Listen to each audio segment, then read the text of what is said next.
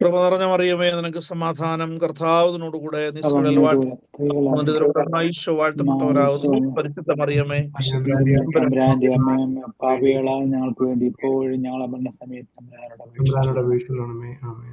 കാരുണ്യവാനായ ഈശോയെ, ഞങ്ങളുടെ സഭ അതിന്റെ ശതാബ്ദി ആഘോഷിക്കുമ്പോൾ ഈ വർഷം പ്രത്യേകമായി ഞങ്ങൾ ദൈവവചന വർഷമായി ആചരിക്കുകയും വചനം പഠിക്കുവാനും വായിക്കുവാനും മനസ്സിലാക്കുവാനും പ്രാർത്ഥിക്കുവാനും ഞങ്ങളെ പ്രത്യേകമായിട്ട് ഒരുക്കണമേ.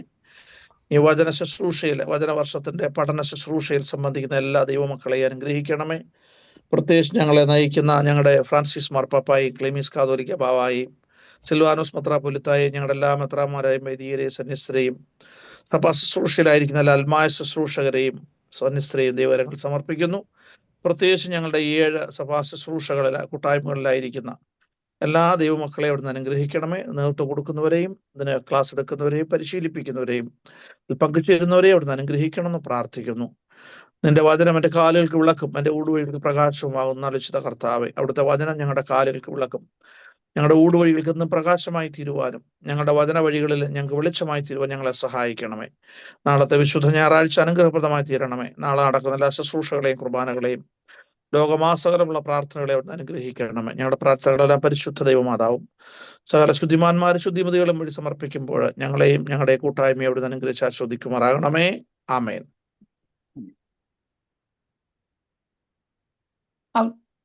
തുടങ്ങാമോ?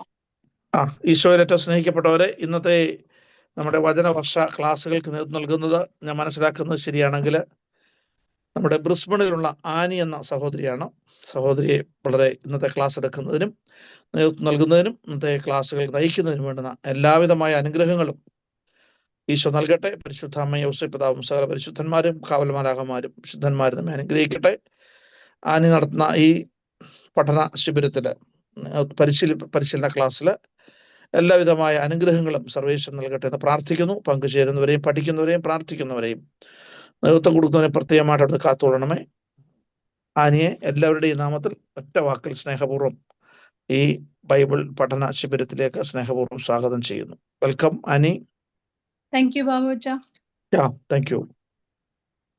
Good evening everyone. എൻ്റെ ആനി. ഞാൻ എപ്പിസോഡ് 6 ആണ് ഇന്ന് എടുക്കുന്നത്. അത് ഫാദർ ജോർജ് അഭയാനന്ദ് ഒയായിസിയാണ് എപ്പിസോഡ് 6 മുതലുള്ള ചാപ്റ്റേഴ്സ് 6, 7, 8 ചെയ്തിരിക്കുന്നത്. അതിനകത്ത് ശരിക്കും ഇൻട്രൊഡക്ഷൻ ടു ബൈബിളും ന്യൂ ടെസ്റ്റമെന്റ്, ഓൾഡ് ടെസ്റ്റമെന്റ് ആണല്ലോ നമ്മൾ ഇപ്പം കേട്ടുകൊണ്ടിരിക്കുന്നത്. അതിനകത്ത് ഇപ്പം ഈ പറഞ്ഞിരിക്കുന്നത് ഈ എപ്പിസോഡിനകത്ത് ശരിക്കും ഓൾഡ് ടെസ്റ്റമെന്റ് ന്യൂ ടെസ്റ്റമെന്റ് പഠിക്കുന്നതിന് അനിവാര്യമാണോ എന്നുള്ള ഒരു ക്വസ്റ്റ്യൻ ചോദിച്ചുകൊണ്ടാണ് അത് തുടങ്ങിയിരിക്കുന്നത്. അതിനകത്തൊരു അച്ഛനൊരു ബൈബിൾ പാസേജ് വായിച്ചുകൊണ്ടാണ് അത് ഈ സെക്ഷൻ തുടങ്ങിയിരിക്കുന്നത്.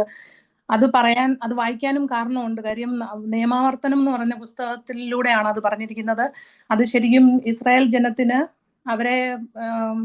മിസ്രൈമിൽ നിന്ന് കൊണ്ടുവന്ന് കഴിഞ്ഞതിന് ശേഷം അവര് പിന്നെ വരും തലമുറകൾക്കെല്ലാം ദൈവം ചെയ്ത എല്ലാ അത്ഭുതങ്ങളും പറഞ്ഞു അവരെ പഠിപ്പിക്കണം, മനസ്സിലാക്കണം, അവരെ എപ്പോഴും ഹൃദയത്തിൽ സംഹരിക്കണം എന്നുള്ളത് വെച്ചുകൊണ്ട് കോട്ട് ചെയ്ത ഒരു ബൈബിൾ വചനവുമാണ്. നിയമാവർത്തനം 6-ാം അധ്യായം 5 മുതൽ 7 വരെയുള്ള വാക്യങ്ങൾ വായിച്ചുകൊണ്ട് നമുക്കിത് തുടങ്ങാം. നിങ്ങളുടെ ദൈവമായ കർത്താവിനെ പൂർണ്ണ ഹൃദയത്തോടും പൂർണ്ണ ആത്മാവോടും പൂർണ്ണ ശക്തിയോടും സ്നേഹിക്കണം. ഇന്ന് ഞാൻ നിന്നോട് കൽപ്പിക്കുന്ന ഈ വചനങ്ങൾ നിന്റെ ഹൃദയത്തിൽ ഇരിക്കണം. നീ അവയെ നിന്റെ മക്കൾക്ക് ഉപദേശിച്ചു കൊടുക്കുകയും നീ വീട്ടിലിരിക്കുമ്പോഴും വഴി നടക്കുമ്പോഴും കിടക്കുമ്പോഴും എഴുന്നേൽക്കുമ്പോഴും അവയെക്കുറിച്ച് സംസാരിക്കുകയും വേണം. അതിനോട് ചോദിച്ച് ഒരു ക്വസ്റ്റ്യൻ ഉണ്ട്. പഴയ നിയമത്തിന്റെ ജ്ഞാനം നമ്മുടെ രക്ഷയ്ക്ക് അനിവാര്യമാണോ? അപ്പം അതിന്റെ ആൻസർ യെസ് എന്നാണ്. കാര്യം ചില സഭകള് പഴയ നിയമങ്ങൾ മാത്രം കണ്ടിന്യൂ ചെയ്യുന്നവരുണ്ട്. പുതിയ നിയമത്തിൽ വിശ്വസിക്കാത്ത സഭകളും ഉണ്ട്. അപ്പൊ അതെന്താണ് അതിന്റെ കാരണം എന്ന് പറയുന്നത്, പഴയ നിയമം യേശു ക്രിസ്തു തന്നെ പറയുന്നുണ്ട്, ഞാൻ വന്നിരിക്കുന്നത് പഴയ നിയമം അത് നീക്കുവാനല്ല, അത് പഴയ നിയമവും പുതിയ നിയമവും നമ്മുടെ രക്ഷയ്ക്ക് ആവശ്യമാണ്. അതിനകത്തെ നല്ല കാര്യം അല്ലെങ്കിൽ അതിന്റെ ഒരു കണ്ടിന്യൂറ്റി എന്ന പോലെയാണ് പുതിയ നിയമത്തിൽ വന്നിരിക്കുന്നതെന്നാണ് പറഞ്ഞിരിക്കുന്നത്. അതായത് യേശു തന്നെ ഒരു പ്രാവശ്യം പറഞ്ഞിട്ടുണ്ട്, ഞാൻ വന്നിരിക്കുന്നത് നിയമവും പ്രവാചകന്മാരെയും നിരസിക്കുവാനോ തള്ളിക്കളയുവാനോ അല്ല, നേരെ മറിച്ച് അത് പൂർത്തിയാക്കുവാനാണ്. അതുപോലെ പൗലോസ് ശ്ലീഹായും തന്റെ ലേഖനത്തിൽ പറയുന്നുണ്ട്, പഴയ ആദാം പുതിയ ആദാമായ ക്രിസ്തുവിനെ കുറിച്ച് പൗലോസ് ശ്ലീഹായും പുതിയ നിയമത്തിൽ സംസാരിക്കുന്നുണ്ട്. അപ്പം അതിന്റെ ഇത് വെച്ച് നോക്കുന്നുണ്ടേ പഴയ നിയമം പുതിയ നിയമത്തിന്റെ ഇതിനുള്ള ആവശ്യകതയാണ് എന്നുള്ളതാണ് അതിന് മനസ്സിലാക്കുന്നത്. ഈ എപ്പിസോഡിനകത്ത് ഈ പഴയ നിയമത്തിന്റെ നിർവചനവും ഘടനയുമാണ് അച്ഛൻ നമ്മളെ പറഞ്ഞ് മനസ്സിലാക്കുവാൻ ബൈബിളിൽ കൂടെ ശ്രമിച്ചിരിക്കുന്നത്. അതിനകത്ത് 4 കാര്യങ്ങളാണ് അച്ഛൻ പറഞ്ഞിരിക്കുന്നത്. പഴയ നിയമത്തിന്റെ പശ്ചാത്തലത്തിലാണ് ദൈവം സംസാരിക്കുന്നത്, അതൊന്ന്. രണ്ടാമത്, കർത്താവ് വന്നത് പഴയതിനെ പുതുക്കാനാണ്. അത് എന്താണെന്ന് വെച്ചാല് പഴയ നിയമത്തിൽ ശരിക്കും ദൈവം മനുഷ്യരോടാണ്, അതായത് മോശെ ത്രൂ ഇസ്രായേൽ ജനത്തിനോടാണ് സംസാരിച്ചിരിക്കുന്നത്. പക്ഷെ പുതിയ നിയമത്തിലാണെങ്കിൽ ദൈവം യേശുക്രിസ്തു മനുഷ്യനായി പിറന്ന യേശുക്രിസ്തുവിലൂടെ നമ്മളാകുന്ന ജനത്തിനോട്, ഇസ്രായേലിനോട് ബന്ധപ്പെട്ട് പറയുന്നെങ്കിലും അവര് ഇസ്രായേലിന് വേണ്ടി എല്ലാം ദൈവം ഉണ്ടാക്കിയതാണെങ്കിലും ദൈവജനതയായിട്ട് അവരെ ആക്കിയതാണെങ്കിലും നമ്മള് ക്രിസ്ത്യാനികള് ആത്മീയമായിട്ട് ദൈവത്തിൽ യേശുവിൽ വിശ്വസിച്ച് നമ്മൾ ആത്മീയ ഇസ്രായേലാണ് ശരിക്കും. അപ്പോൾ ഈ പറയുന്ന ബൈബിൾ കഴിഞ്ഞ ദിവസമാണെങ്കിൽ കഴിഞ്ഞ സമയങ്ങളിൽ പറഞ്ഞിട്ടുണ്ടായിരുന്നല്ലോ, ദൈവം മക്കൾക്ക് എഴുതുന്ന ലെറ്ററാണ്. അപ്പൊ ഓരോരുത്തരും വായിക്കുന്ന ഇത് നമ്മള് എന്നോടാണ് ദൈവം സംസാരിക്കുന്നത് എന്നുള്ള രീതിയിലാണല്ലോ നമ്മൾ ബൈബിൾ വ്യാഖ്യാനിക്കുന്നതും വായിക്കുന്നതും. അപ്പോൾ ദൈവം യേശുക്രിസ്തുവിലൂടെ എനിക്ക് നമ്മളാകുന്ന മക്കൾക്ക് പറഞ്ഞു തന്നിരിക്കുന്നതാണ് പുതിയ നിയമത്തിലെ. അപ്പം ജീസസ് ആണ് അതിന് മീഡിയേറ്ററായിട്ട് നിൽക്കുന്നത്. പഴയ നിയമത്തിലെ മോശ ദൈവത്തിന്റെ ഇന്റർപ്രറ്ററായിട്ട് നിന്ന് ഇസ്രായേൽ ജനത്തിനോട് പറഞ്ഞു കൊടുക്കുന്നത്. അപ്പൊ കർത്താവ് അത് രണ്ടാമത്തത്. മൂന്നാമത്തെ ഇത് ശരിക്കും ക്രിസ്തീയ ദൈവശാസ്ത്രം ആണിത്. സൃഷ്ടിയുടെ ദൈവശാസ്ത്രമാണ്. അതായത് മനുഷ്യനെ കുറിച്ച് ഉള്ള ഒരു സങ്കല്പം, അതിനെക്കുറിച്ച് ഒരു എക്സ്പ്ലെയിൻ ചെയ്യുന്നതാണെന്നുള്ളതാണ്. അതാണ് മൂന്നാമത്തെ. നാലാമത്തായി ഇത് പറഞ്ഞിരിക്കുന്നത് കർത്താവിന്റെ രക്ഷകരമായ എല്ലാ വ്യാപാരങ്ങളും ആരംഭിക്കുന്നത് ഉൽപ്പത്തി മുതൽ ആണ്, അത് പക്ഷെ അവസാനിക്കുന്നത് വെളിപാടിലുമാണ്. അപ്പം ആദ്യം പറയുന്ന കാര്യങ്ങൾ തന്നെ, ആദ്യ സമയത്ത് ദൈവം പ്രപഞ്ചം സൃഷ്ടിക്കുന്നത് മുതൽ ദൈവത്തിന്റെയും യേശുക്രിസ്തുവിനെ കുറിച്ചും ഓരോ കാര്യങ്ങളിലും പറയുന്നുള്ളതായിട്ടാണ് നമുക്ക് ബൈബിളിൽ കാണാൻ സാധിക്കുന്നത്. അപ്പം ആ ദൈവത്തിന്റെ എല്ലാ രക്ഷാകരമായ വ്യാപാരങ്ങളും ആരംഭിക്കുന്നത് 31-ാം അധ്യായം മുതൽ വെളിപാടിന്റെ 22-ാമത്തെ അധ്യായത്തിലെ 21-ാം വാക്യം വരെ പറയുന്നു എന്നുള്ളതാണ് പറയുന്നത്. പിന്നെ നിർവചനം ഇതിന്റെ ഡെഫിനിഷൻ എന്ന് പറഞ്ഞാൽ പഴയ നിയമം അത്ര പര്യാപ്തമല്ല, നിർവചനത്തിനായി പഴയ ഉടമ്പടി എന്നതാണ് ആപ്തമായിട്ടുള്ള വാക്യം എന്നാണ് പറയുന്നത്. കാര്യം നിയമത്തിനെക്കാട്ടിൽ എപ്പോഴും ഉടമ്പടി, കവനന്റ് എന്ന് പറയുന്നതാണ് എപ്പോഴും നല്ലതെന്നാണ് അച്ഛൻ ഇതിലൂടെ നമ്മളെ ഉദ്ബോധിപ്പിക്കുന്നത്. അതായത് പഴയ ഉടമ്പടി പുതിയ ഉടമ്പടി എന്ന്. അപ്പൊ സൃഷ്ടി മുതൽ മനുഷ്യാവതാരം വരെയുള്ള ദൈവിക വെളിപാടിന്റെ ലിഖിത രൂപത്തിലുള്ള രേഖകളാണ് പഴയ നിയമം. അത് പഴയ നിയമമാണെങ്കിൽ ഇത് ഉണ്ടായ സമയങ്ങളും ഇതിനെക്കുറിച്ച് ഈ പറയുന്നതിന് മുമ്പ് ഞാൻ കാനനൈസേഷന്റെ കാര്യം പറയാം. അപ്പം അത് എങ്ങനെയാണ് കാനൻ ചെയ്താണ്, അതായത് കുറെ മതപണ്ഡിതന്മാര് ആദ്യ സമയങ്ങളിൽ ഇവരിങ്ങനെ ആദ്യ സമയങ്ങളിൽ ഇത് സ്ക്രോൾസ് ആണെന്ന് നമ്മൾ നേരത്തെ വായിച്ചിട്ടുണ്ട്. ഇത് ഇസ്രായേലിൽ എല്ലാവർക്കും അന്ന് ബൈബിൾ ഒരു പുസ്തക രൂപത്തിലില്ലായിരുന്നു, ഇതെല്ലാം ഒരു ചുരുളുകൾ. ഇപ്പൊ നമ്മൾ കേട്ടിട്ടുണ്ട് തോറ ഒക്കെ, യേശുക്രിസ്തു യേശയ്യാവിന്റെ പുസ്തകമൊക്കെ തുറന്ന് സിനഗോഗിൽ വായിച്ച കാര്യങ്ങളൊക്കെ നമ്മൾ ബൈബിളിലൊക്കെ കണ്ടിട്ടുണ്ട്. അപ്പം അന്ന് ഇത് സ്ക്രോൾസ് ആയിരുന്നത്. പിന്നെ യേശുവിന്റെ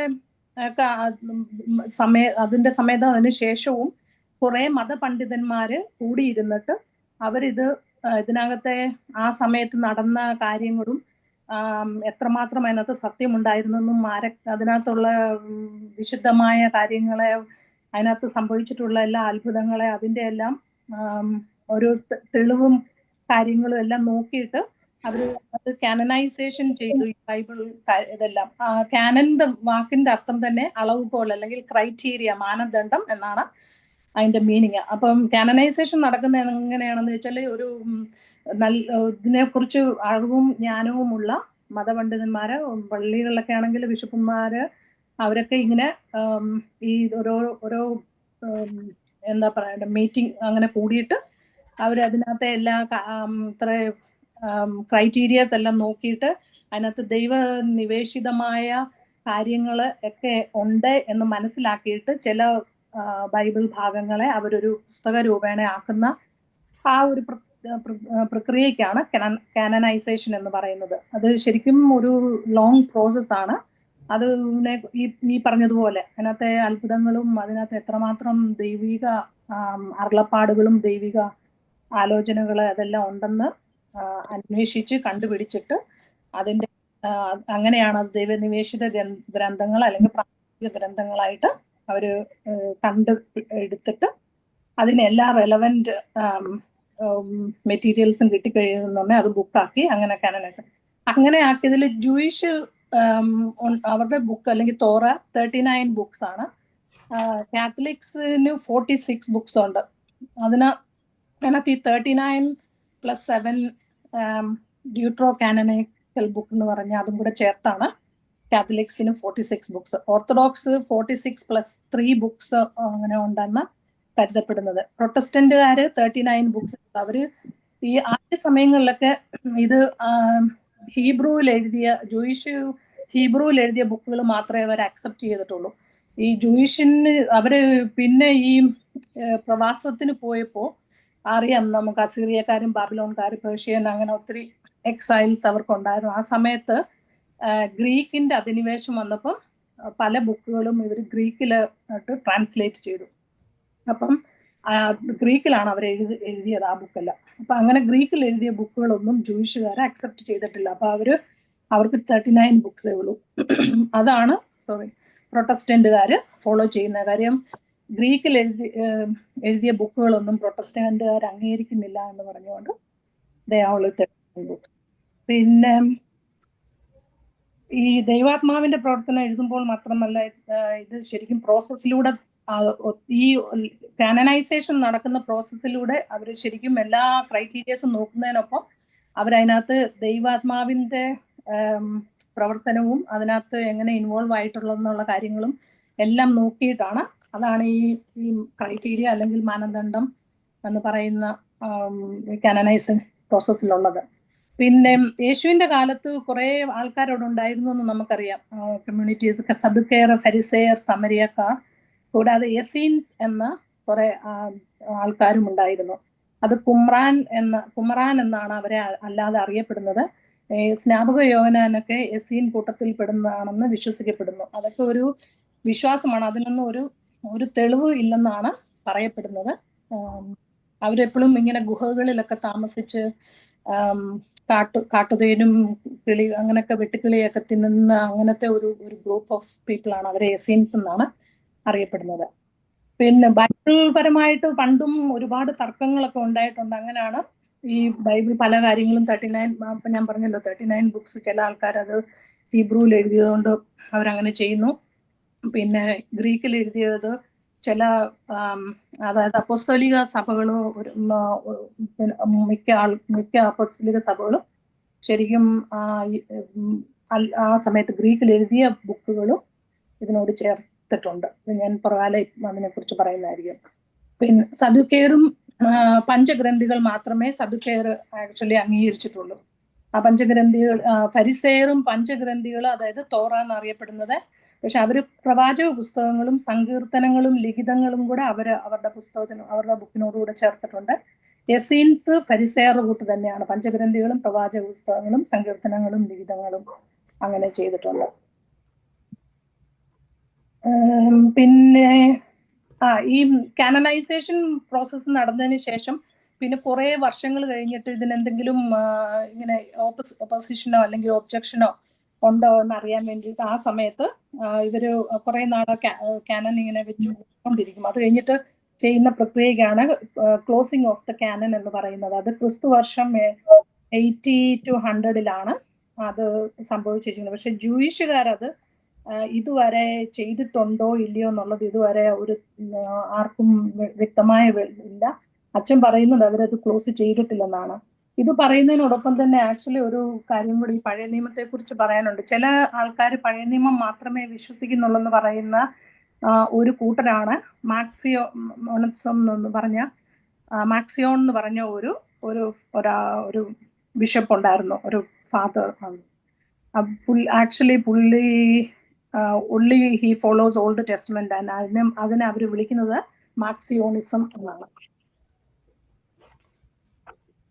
പിന്നെ ഇങ്ങോട്ട് വരുമ്പോൾ പിന്നെ ഈ ഡ്യൂട്രോ കാനോനിയൽ ബുക്സ് എന്ന് പറയുന്നത് നമുക്കറിയാം. തോബിത്ത്, യൂദിത്ത്, ബാറൂഖ്, സഭാപ്രസംഗികൻ, ജ്ഞാനം, 1-2 മക്കബായർ, ഇത് ഇത്രയും കാര്യങ്ങളാണ് ഈ 7 ഡ്യൂട്രോ കാനോനിയൽ ബുക്സ് എന്ന് പറഞ്ഞത്. അവർ ശരിക്കും അതാണ് നമ്മൾ കാത്തലിക്സ് അക്സെപ്റ്റ് ചെയ്തിരിക്കുന്നത്. ഇസ്രായേൽക്കാര് ഹീബ്രു അവർ ജൂയിഷ്കാർ ചെയ്തിട്ടില്ല എന്ന് പറഞ്ഞിട്ടുള്ളത്. പിന്നെ 1546 1546 ലാറ്റിൻ സിനഡിൽ വെച്ചാണ് ഈ 46 ബുക്സ് പ്രഥമ കാനോനിക ഗ്രന്ഥങ്ങളായിട്ട് അംഗീകരിക്കുകയും അത് നമ്മുടെ ബൈബിളിനോടുകൂടി കൂട്ടിച്ചേർക്കുകയും ചെയ്തിരിക്കുന്നത്. എപ്പിസോഡ് 6 ഇത്രയേ ഉള്ളൂ.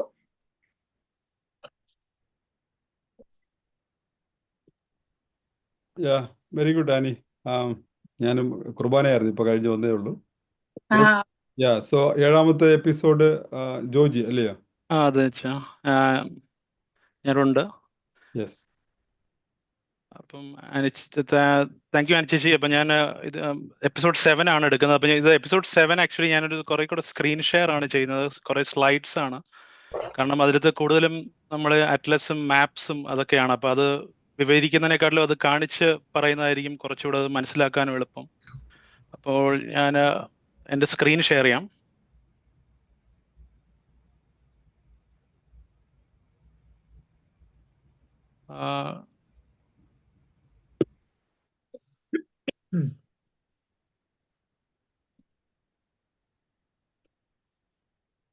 എനിക്കൊരു മെസ്സേജ് വരുന്നുണ്ട്. The host isn't allowing multiple presenters sharing for this meeting എന്ന്. നിബു അതൊന്ന് ഷെയർ ചെയ്യാൻ പറ്റേണ്ടതാണല്ലോ.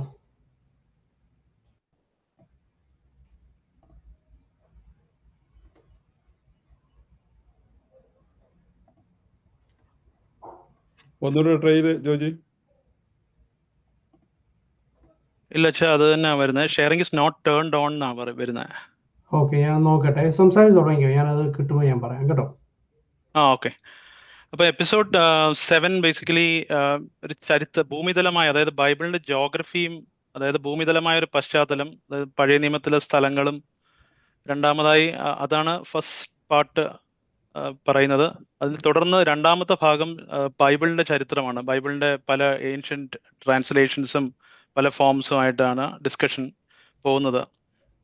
അപ്പം ആദ്യം ഇല്ല, ഇപ്പോഴും വർക്ക് ചെയ്യുന്നില്ല നിബു. ഞാനത് നോക്കുന്നേ ഉള്ളേ, സംസാരിച്ച് ഞാനത് നോക്കട്ടെ. അപ്പം ബേസിക്കലി നമ്മൾ പഴയ നിയമത്തിൽ പറയുമ്പോൾ ബൈബിൾ ഹിസ്റ്ററിയിൽ ഇപ്പൊ കറന്റ് ജോഗ്രഫി നമ്മൾ നോക്കിയാൽ ഈ ഹോളി ലാൻഡ് എന്ന് പറഞ്ഞാൽ it's A collection of few countries. അപ്പൊ അവിടെ നടന്ന കാര്യങ്ങളാണ് നമ്മൾ ബൈബിൾ പലരിടത്തും കാണുന്നത്, പുതിയ നിയമത്തിലും പഴയ നിയമത്തിലും. അതില് Israel, Iraq, Syria, Lebanon, Egypt, ഇങ്ങനെയുള്ള ഈ രാജ്യങ്ങളാണ് പ്രിഡോമിനന്റ്ലി നമ്മൾ ഈ ബൈബിളിൽ മെയിൻ പ്രമേയത്തിൽ കവർ ചെയ്യുന്ന രാജ്യങ്ങൾ.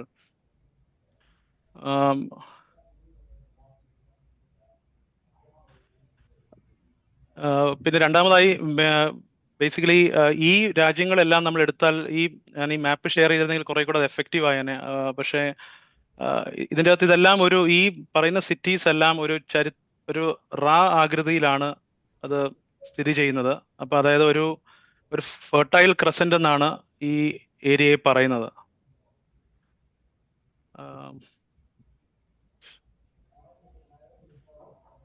അതായത് എബ്രഹാം, നമ്മൾ അറിയാം, ഊർ എന്ന് പറഞ്ഞ സ്ഥലത്താണ് എബ്രഹാം ജനിച്ചതും. അതപ്പം ഊർ ബാബിലോൺ നഗരത്തിന്റെ അടുത്തുള്ള സ്ഥലങ്ങളാണ്. അപ്പം ബാബിലോണിനെ ചുറ്റിപ്പറ്റി അതേ ഒരു റാ ആകൃതിയിലാണ് ഈ സ്ഥലങ്ങളെല്ലാം കിടക്കുന്നത്. ഹാരാൻ, നിനവേ, പിന്നെ ഡമാസ്കസ്, ജെറുസലേം. അപ്പം ബേസിക്കലി ഈ അച്ഛൻ പറയുന്നതിൽ അച്ഛൻ കാണിക്കുന്ന ആ ഒരു മാപ്പിൽ പറയുന്നതെന്ന് പറഞ്ഞാൽ കൂടുതലും ആ പച്ചപ്പായ സ്ഥലങ്ങളിലൂടെയാണ് ബൈബിളിന്റെ ചരിത്രത്തിൽ കൂടുതലും ആൾക്കാരുടെ മൂവ്മെന്റ്സും പല സിവിലൈസേഷൻസിന്റെ, അതായത് മെസോപ്പൊട്ടോമിയൻ സിവിലൈസേഷൻ, അങ്ങനെ പല സിവിലൈസേഷൻസിന്റെ ഉത്ഭവങ്ങളും എല്ലാം അതിനെ ചുറ്റിപ്പറ്റിയാണ്. അപ്പം ഈ കാനാൻ ദേശവും ആ ആകൃതിയിൽ ഉള്ള ആ ചുറ്റപ്പെട്ട് കിടക്കുന്ന സ്ഥലങ്ങളിൽ ഒരു സ്ഥലമാണ് കനാൻ ദേശം. അപ്പൊ അതുകൊണ്ട് തന്നെ കനാൻ ദേശം പല സിവിലൈസേഷൻസും പലരും പല സമയങ്ങളിലും കോൺകറി ചെയ്യുകയും അങ്ങനെ പലരും താമസിച്ച സ്ഥലങ്ങളാണ്. അപ്പം ഈ ആകൃതിയിലുള്ള സ്ഥലത്തെ ഫെർട്ടൈൽ ക്രസന്റ് എന്നാണ് പറയുന്നത് ആ ഒരു സ്ഥലങ്ങളെ.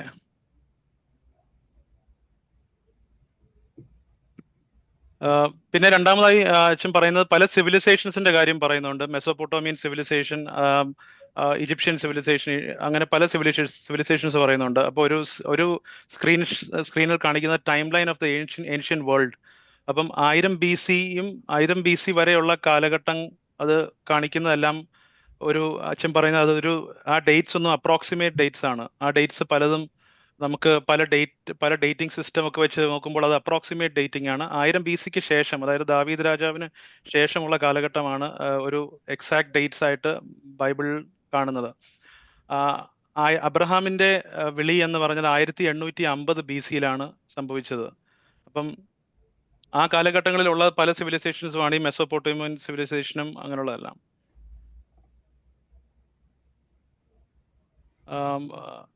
പിന്നെ നമ്മൾ കാണിക്കുന്നത് ഇസ്രായേലിന്റെ, അതായത് കറണ്ട് ഇസ്രായേൽ അല്ലെങ്കിൽ കനാൻ ദേശത്തിന്റെ മാപ്പാണ്. അതിൽ മെയിൻലി രണ്ട് തടാകങ്ങൾ നമുക്ക് കാണാം. ഒന്ന് തിബേരിയോസ് അല്ലെങ്കിൽ സി ഓഫ് ഗലീലി, അതിനെ കിന്നരത്ത് എന്ന് പറയും പേര്. രണ്ടാമത് ചാവുകടൽ, ഡെഡ് സി. ഇപ്പം ഈ രണ്ട് ജലാശയങ്ങൾക്കും വെള്ളം കിട്ടുന്നത് ബേസിക്കലി ജോർഡൻ റിവറിൽ നിന്നാണ്. ഇപ്പോ ആനിയുടെ മാറ്റിക്ക് അപ്പോ ശരിയാമായിരിക്കും മെയിൻ. ഞാന് ജോജിയെ മെയിനിന്ന് ആനിയെ മാറ്റി ജോജി ഒന്ന് ട്രൈ ചെയ്യാമോ? ഇപ്പൊ പറ്റുന്നുണ്ട് കേട്ടോ, ഞാൻ നോക്കട്ടെ.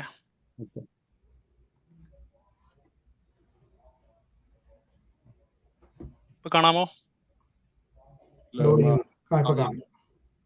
Okay, starting.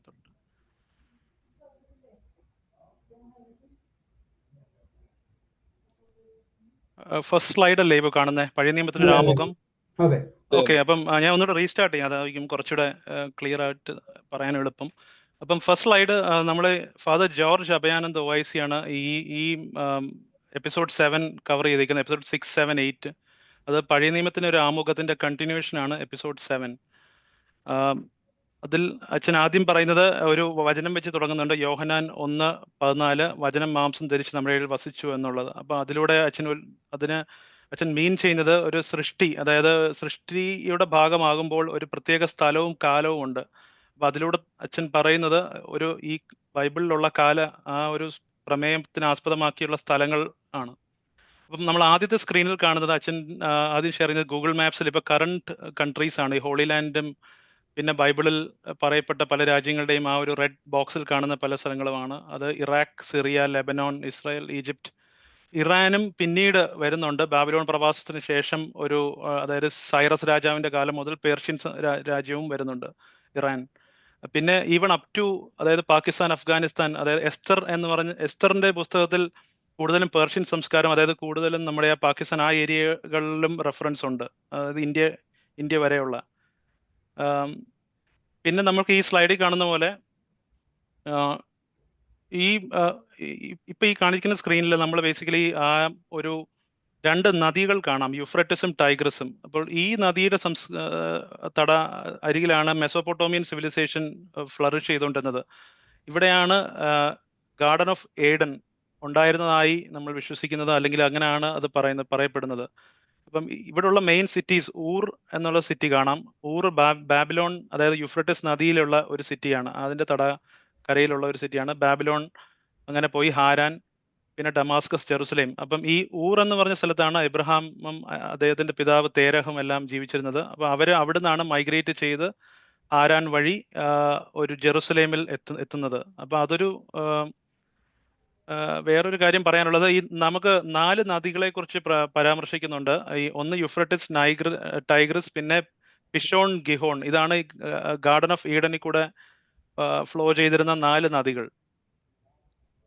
ഇതാണ് ഞാൻ കുറച്ചു മുമ്പ് പറഞ്ഞ ഫെർട്ടൈൽ ക്രസന്റ്. അപ്പം ഈ ഒരു റാ ആകൃതിയിലുള്ള സ്ഥലമാണ്. ബാക്കി നമുക്ക് താഴെ മരുഭൂമി, അറേബ്യൻ ഡെസേർട്ട് ആണ്. അപ്പം കൂടുതലും അന്നത്തെ ആളുകൾ യാത്ര ചെയ്തുകൊണ്ടിരുന്നത് ആ ക്രസന്റ് ആകൃതിയിലുള്ള സ്ഥലങ്ങളിലൂടെയാണ്. അതുകൊണ്ട് തന്നെ പല ദേശങ്ങളും ഇപ്പൊ അസിറിയ അല്ലെങ്കിൽ ബാബിലോൺസ് ഇവരെല്ലാവരും മറ്റ് കനാൻ ദേശവും ഈജിപ്റ്റ് ഇവരെല്ലാം കീഴടക്കിയതെല്ലാം ഈ ഒരു റൂട്ടിൽ കൂടെയാണ്.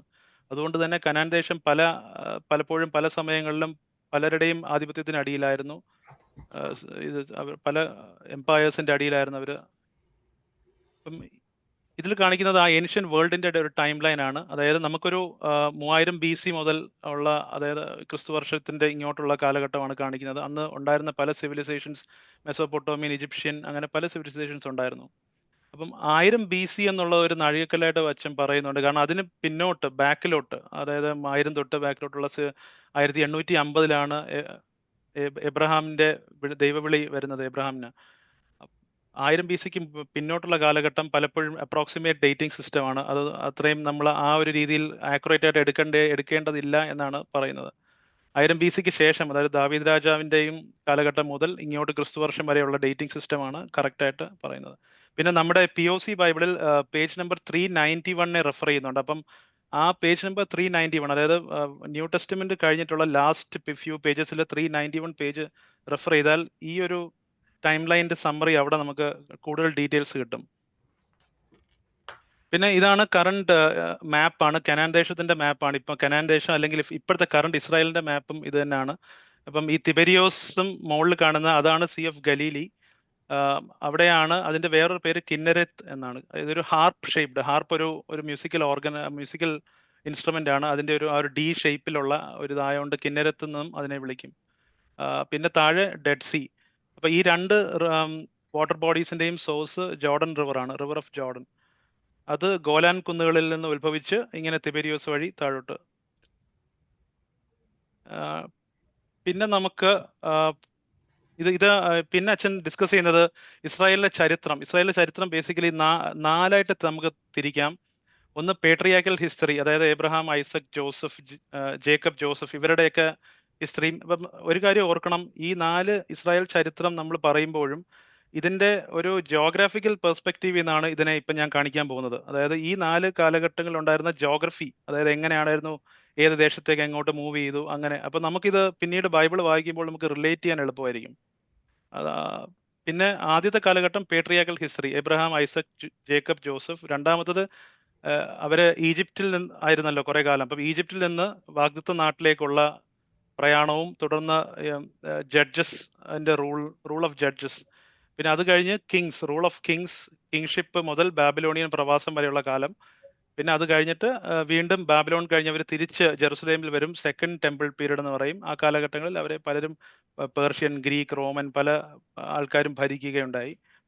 അപ്പം ഈ ഒരു ടൈം ലൈൻ അച്ഛൻ ഷെയർ ചെയ്തിട്ടുണ്ട്. അപ്പം ഇത് നമുക്ക് സാവകാശം ടൈം കിട്ടുമ്പോൾ ഇതിൽ നോക്കിയാൽ നമുക്ക് വളരെ ഈ ഹിസ്റ്റോറിക്കലായിട്ടുള്ള പല ഡേറ്റ്സും നമുക്ക് മനസ്സിലാവും. ഏത് കാലഘട്ടങ്ങളിൽ എന്ത് സംഭവിച്ചു, അങ്ങനെയുള്ള ആ ഒരു കാലഘട്ടം. അപ്പൊ ഇതിൽ നമുക്ക് കാണാം നോഹ, ആഡമിന്റെ തുടക്കം മുതൽ ലാസ്റ്റ് നമ്മൾ ജോൺ ലേറ്റസ്റ്റ് വരെ കാണിക്കുന്നുണ്ട് ആ ടൈം ലൈൻ. അപ്പൊ ഞാൻ ആദ്യം പറഞ്ഞപ്പോൾ പേട്രിയാക്കൽ ഹിസ്റ്ററിയിൽ നമ്മൾ പറയുന്ന എബ്രഹാം, ഐസക്, ജേക്കബ്, ജോസഫ് അവരുടെ ആ ഒരു കാലഘട്ടമാണ് പറയുന്നത്. അതിനകത്ത് അച്ഛൻ ആ സ്പെസിഫിക്കലി ഈ യെല്ലോ ഹൈലൈറ്റ് ചെയ്തിട്ടുണ്ട്. കാരണം അതിൽ POC ബൈബിളിൽ 1850 BC എബ്രഹാമിന്റെ വിളി വന്നതായിട്ട് പറയപ്പെടുന്നത്. അപ്പോൾ POC ബൈബിളും നമ്മൾ ഇംഗ്ലീഷ് വേർഷൻ NRSV ബൈബിളും തമ്മിൽ എപ്പോഴും അപ് ടു 1000 BC വരെ ഒരു 200 ഇയേഴ്സിന്റെ ഡിഫറൻസ് ഉണ്ട്. ആ ഒരു പോയിന്റ് നമ്മൾ എപ്പോഴും നോട്ട് ചെയ്യണം. ഈ കാലഘട്ടം നമ്മൾ എന്തെങ്കിലും ഒരു ക്വസ്റ്റ്യൻസോ അല്ലെങ്കിൽ ക്വിസസിലൊക്കെ ചോദിക്കുമ്പോഴും ആ ഒരു ഡിഫറൻസ് ഉണ്ട്. POC ബൈബിളിൽ 200 ഇയേഴ്സിന്റെ ഡിഫറൻസ് ഉണ്ട് അപ് ടു 1000 BC വരെ. 1000 BC ശേഷം എല്ലാം രണ്ടും റിലേറ്റഡ് ആണ്, രണ്ടും സെയിം ഡേറ്റ് ലൈൻ ആണ്. ഇപ്പൊ ഫോർ എക്സാമ്പിൾ എബ്രഹാമിന്റെ വിളി NRSV ബൈബിളിൽ 2090 BC ആയിട്ടാണ് കൊടുത്തേക്കുന്നത്. പക്ഷേ POC ബൈബിളിൽ 1850 BC ആണ്. അപ്പൊ ഏകദേശം ഒരു 240 ഇയേഴ്സിന്റെ ഡിഫറൻസ് ഉണ്ട്.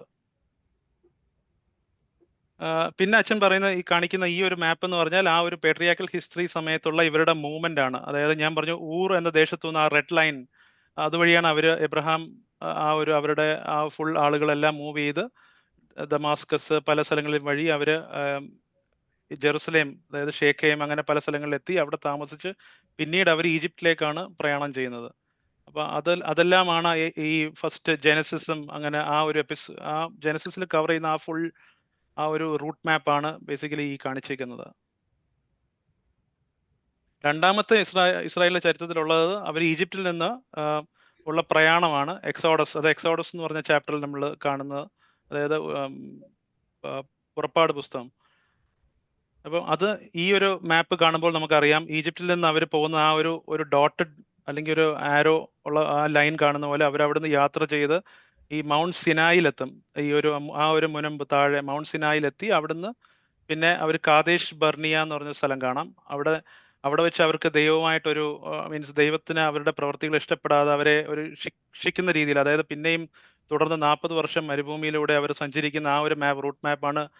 പിന്നെ കാദേശ് ബർണിയ വഴി അവർ ആ ഒരു റൗണ്ട് അബൌട്ട് ചെയ്ത് പിന്നെ അവർ ആ മാപ്പിന്റെ ടോപ്പിൽ എത്തുമ്പോൾ മോവാബ് ദേശത്ത് മൗണ്ട് നെബോ കാണാം.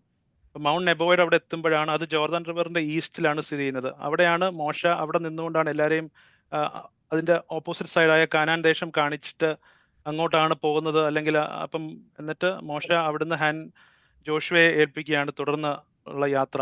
മോശയെ അടക്കം ചെയ്തേക്കുന്നത് മൗണ്ട് നെബോയിലാണ്. പിന്നെ അവിടുന്ന് ഇസ്രായേൽ ജനം ജോഷുവയുടെ നേതൃത്വത്തിൽ ജെറീക്കോ പട്ടണം പിടിച്ചെടുത്ത് അവിടുന്ന് ജെറുസലേം പിന്നെ കാനാൻ ആ ഒരു ദേശത്ത് താമസിക്കും. പിന്നെ അവിടെ താമസിച്ച ശേഷം ഉണ്ടാവുന്നത് അവരുടെ 12 ഗോത്രങ്ങൾ. നമുക്കറിയാം ജേക്കബിന് 12 മക്കൾ, ജോസഫിന് 2 മക്കൾ. അപ്പം 12 ഗോത്രങ്ങൾ. അപ്പം ടോട്ടൽ 13 ഗോത്രങ്ങളെ ഇവിടെ കാണാം ഈ മാപ്പിൽ. അതായത് ലേവി ഗോത്രത്തിന് ഒരു സ്ഥലം ഇല്ല. അപ്പം ബാക്കി എല്ലാവർക്കും ചേർന്ന് 13 ഗോത്രങ്ങൾ ഈ ഒരു ഇതിൽ കാണാം. ഈ അഷേർ, നഫ്താലി, അങ്ങനെ ഓരോന്നും. അപ്പൊ ഇതിന്റെ നെയിംസ് നിങ്ങൾക്ക് പിന്നീട് അതിനെക്കുറിച്ച് ഡീറ്റെയിൽ ആയിട്ട് പഠിച്ചെടുക്കാം. പിന്നീട് സംഭവിക്കുന്നതെന്ന് പറഞ്ഞാൽ രാജാക്കന്മാരുടെ, അതായത് റൂൾ ഓഫ് കിങ്സ്, ആ രാജാക്കന്മാരുടെ ഉത്ഭവം മുതൽ ബാബിലോണിയൻ പ്രവാസം വരെയുള്ള കാലഘട്ടമാണ് ചർച്ച ചെയ്യുന്നത്. അപ്പോൾ ആ കാലഘട്ടം രാജാക്കന്മാരുടെ ഉത്ഭവം എന്ന് പറഞ്ഞാൽ ആദ്യത്തെ രാജാവ് ഇസ്രായേലിന്റെ സൗൾ രാജാവാണ്. സൗൾ രാജാവിന്റെ ശേഷം ദാവീദ് രാജാവായി 1000 BC ആ കാലഘട്ടങ്ങളിൽ. അപ്പം ആ സമയത്താണ് യുണൈറ്റഡ് ആ ഒരു ഇസ്രായേലിനെ നമ്മൾ ഇത്ര ഈ ഗോത്രങ്ങൾ കണ്ടല്ലോ, ആ എല്ലാത്തിനെയും കൂടെ യോജിപ്പിച്ച് അവരൊരു കിങ്ഡം, യുണൈറ്റഡ് ആ ഒരു കിങ്ഡം ഓഫ് ഇസ്രായേൽ ആയി. അപ്പൊ അവരുടെ ആ കാലഘട്ടത്തിൽ പിന്നീട് സംഭവിക്കുന്നതെന്ന് പറഞ്ഞാൽ ആ കിങ്ഷിപ്പ് മുന്നോട്ട് പോയി സോളമൻ രാജാവിന്റെ കാലഘട്ടം വരെ. സോളമൻ രാജാവ് മരിച്ചതിന് ശേഷം സംഭവിക്കുന്നത് ആ ഒരു യുണൈറ്റഡ് ആയിട്ടുള്ള ആ ഒരു കിങ്ഡം ഓഫ് ഇസ്രായേലിനെ അതൊരു വിഭജനമായി. അപ്പം 10 ഗോത്രങ്ങൾ, അതായത് നേരത്തെ ഞാൻ പറഞ്ഞല്ലോ കുറെ ഗോത്രങ്ങൾ, 13 ഗോത്രങ്ങൾ. അപ്പൊ 10 ഗോത്രങ്ങൾ അവരെല്ലാരും കൂടെ ഇസ്രായേൽ എന്നുള്ള ഈ ഒരു ദേശമായി. ബാക്കി 3 ഗോത്രങ്ങൾ പറയെങ്കിലും ഷിമയോൻ എന്ന് പറഞ്ഞ ഗോത്രം, ഞാൻ ബാക്കിൽ കുറച്ചുകൂടെ പോകാം. ഇവിടെ ഈ ബോട്ടമിൽ ഷിമയോൻ എന്നൊരു ഗോത്രമുണ്ട്. അപ്പൊ ഈ ഷിമയോൻ എന്ന് പറഞ്ഞ ഗോത്രം ആക്ച്വലി ജൂദാ ഗോത്രവുമായിട്ട് സംഗ്രഹിച്ചാണ് പറയപ്പെടുന്നത്. അപ്പം ശരിക്കും പറഞ്ഞാൽ ജൂദായും ഷിമയോനും ഒന്നായിട്ടാണ് കണക്കാക്കപ്പെടുന്നത്. അപ്പം അത് പ്ലസ് ഈ ബെഞ്ചമിൻ ഗോത്രം കൂടെ ചേർന്ന് 2 ഗോത്രം. അപ്പം ആ 2 ഗോത്രം ആണ് ഈ ജൂദ എന്ന് പറഞ്ഞ സ്ഥലം പിന്നെ പറയുന്നത്. അതിന്റെ തലസ്ഥാനം ജെറുസലേം. അതിന്റെ രാജാവായിട്ട് റഹോബോം, സോളമന്റെ മകനായ റഹോബോം ആണ് ഭരിച്ചിരുന്നത്. മുകളിൽ ബാക്കി 10 ഗോത്രങ്ങൾ അവര് ഇസ്രായേൽ എന്നറിയപ്പെട്ടു.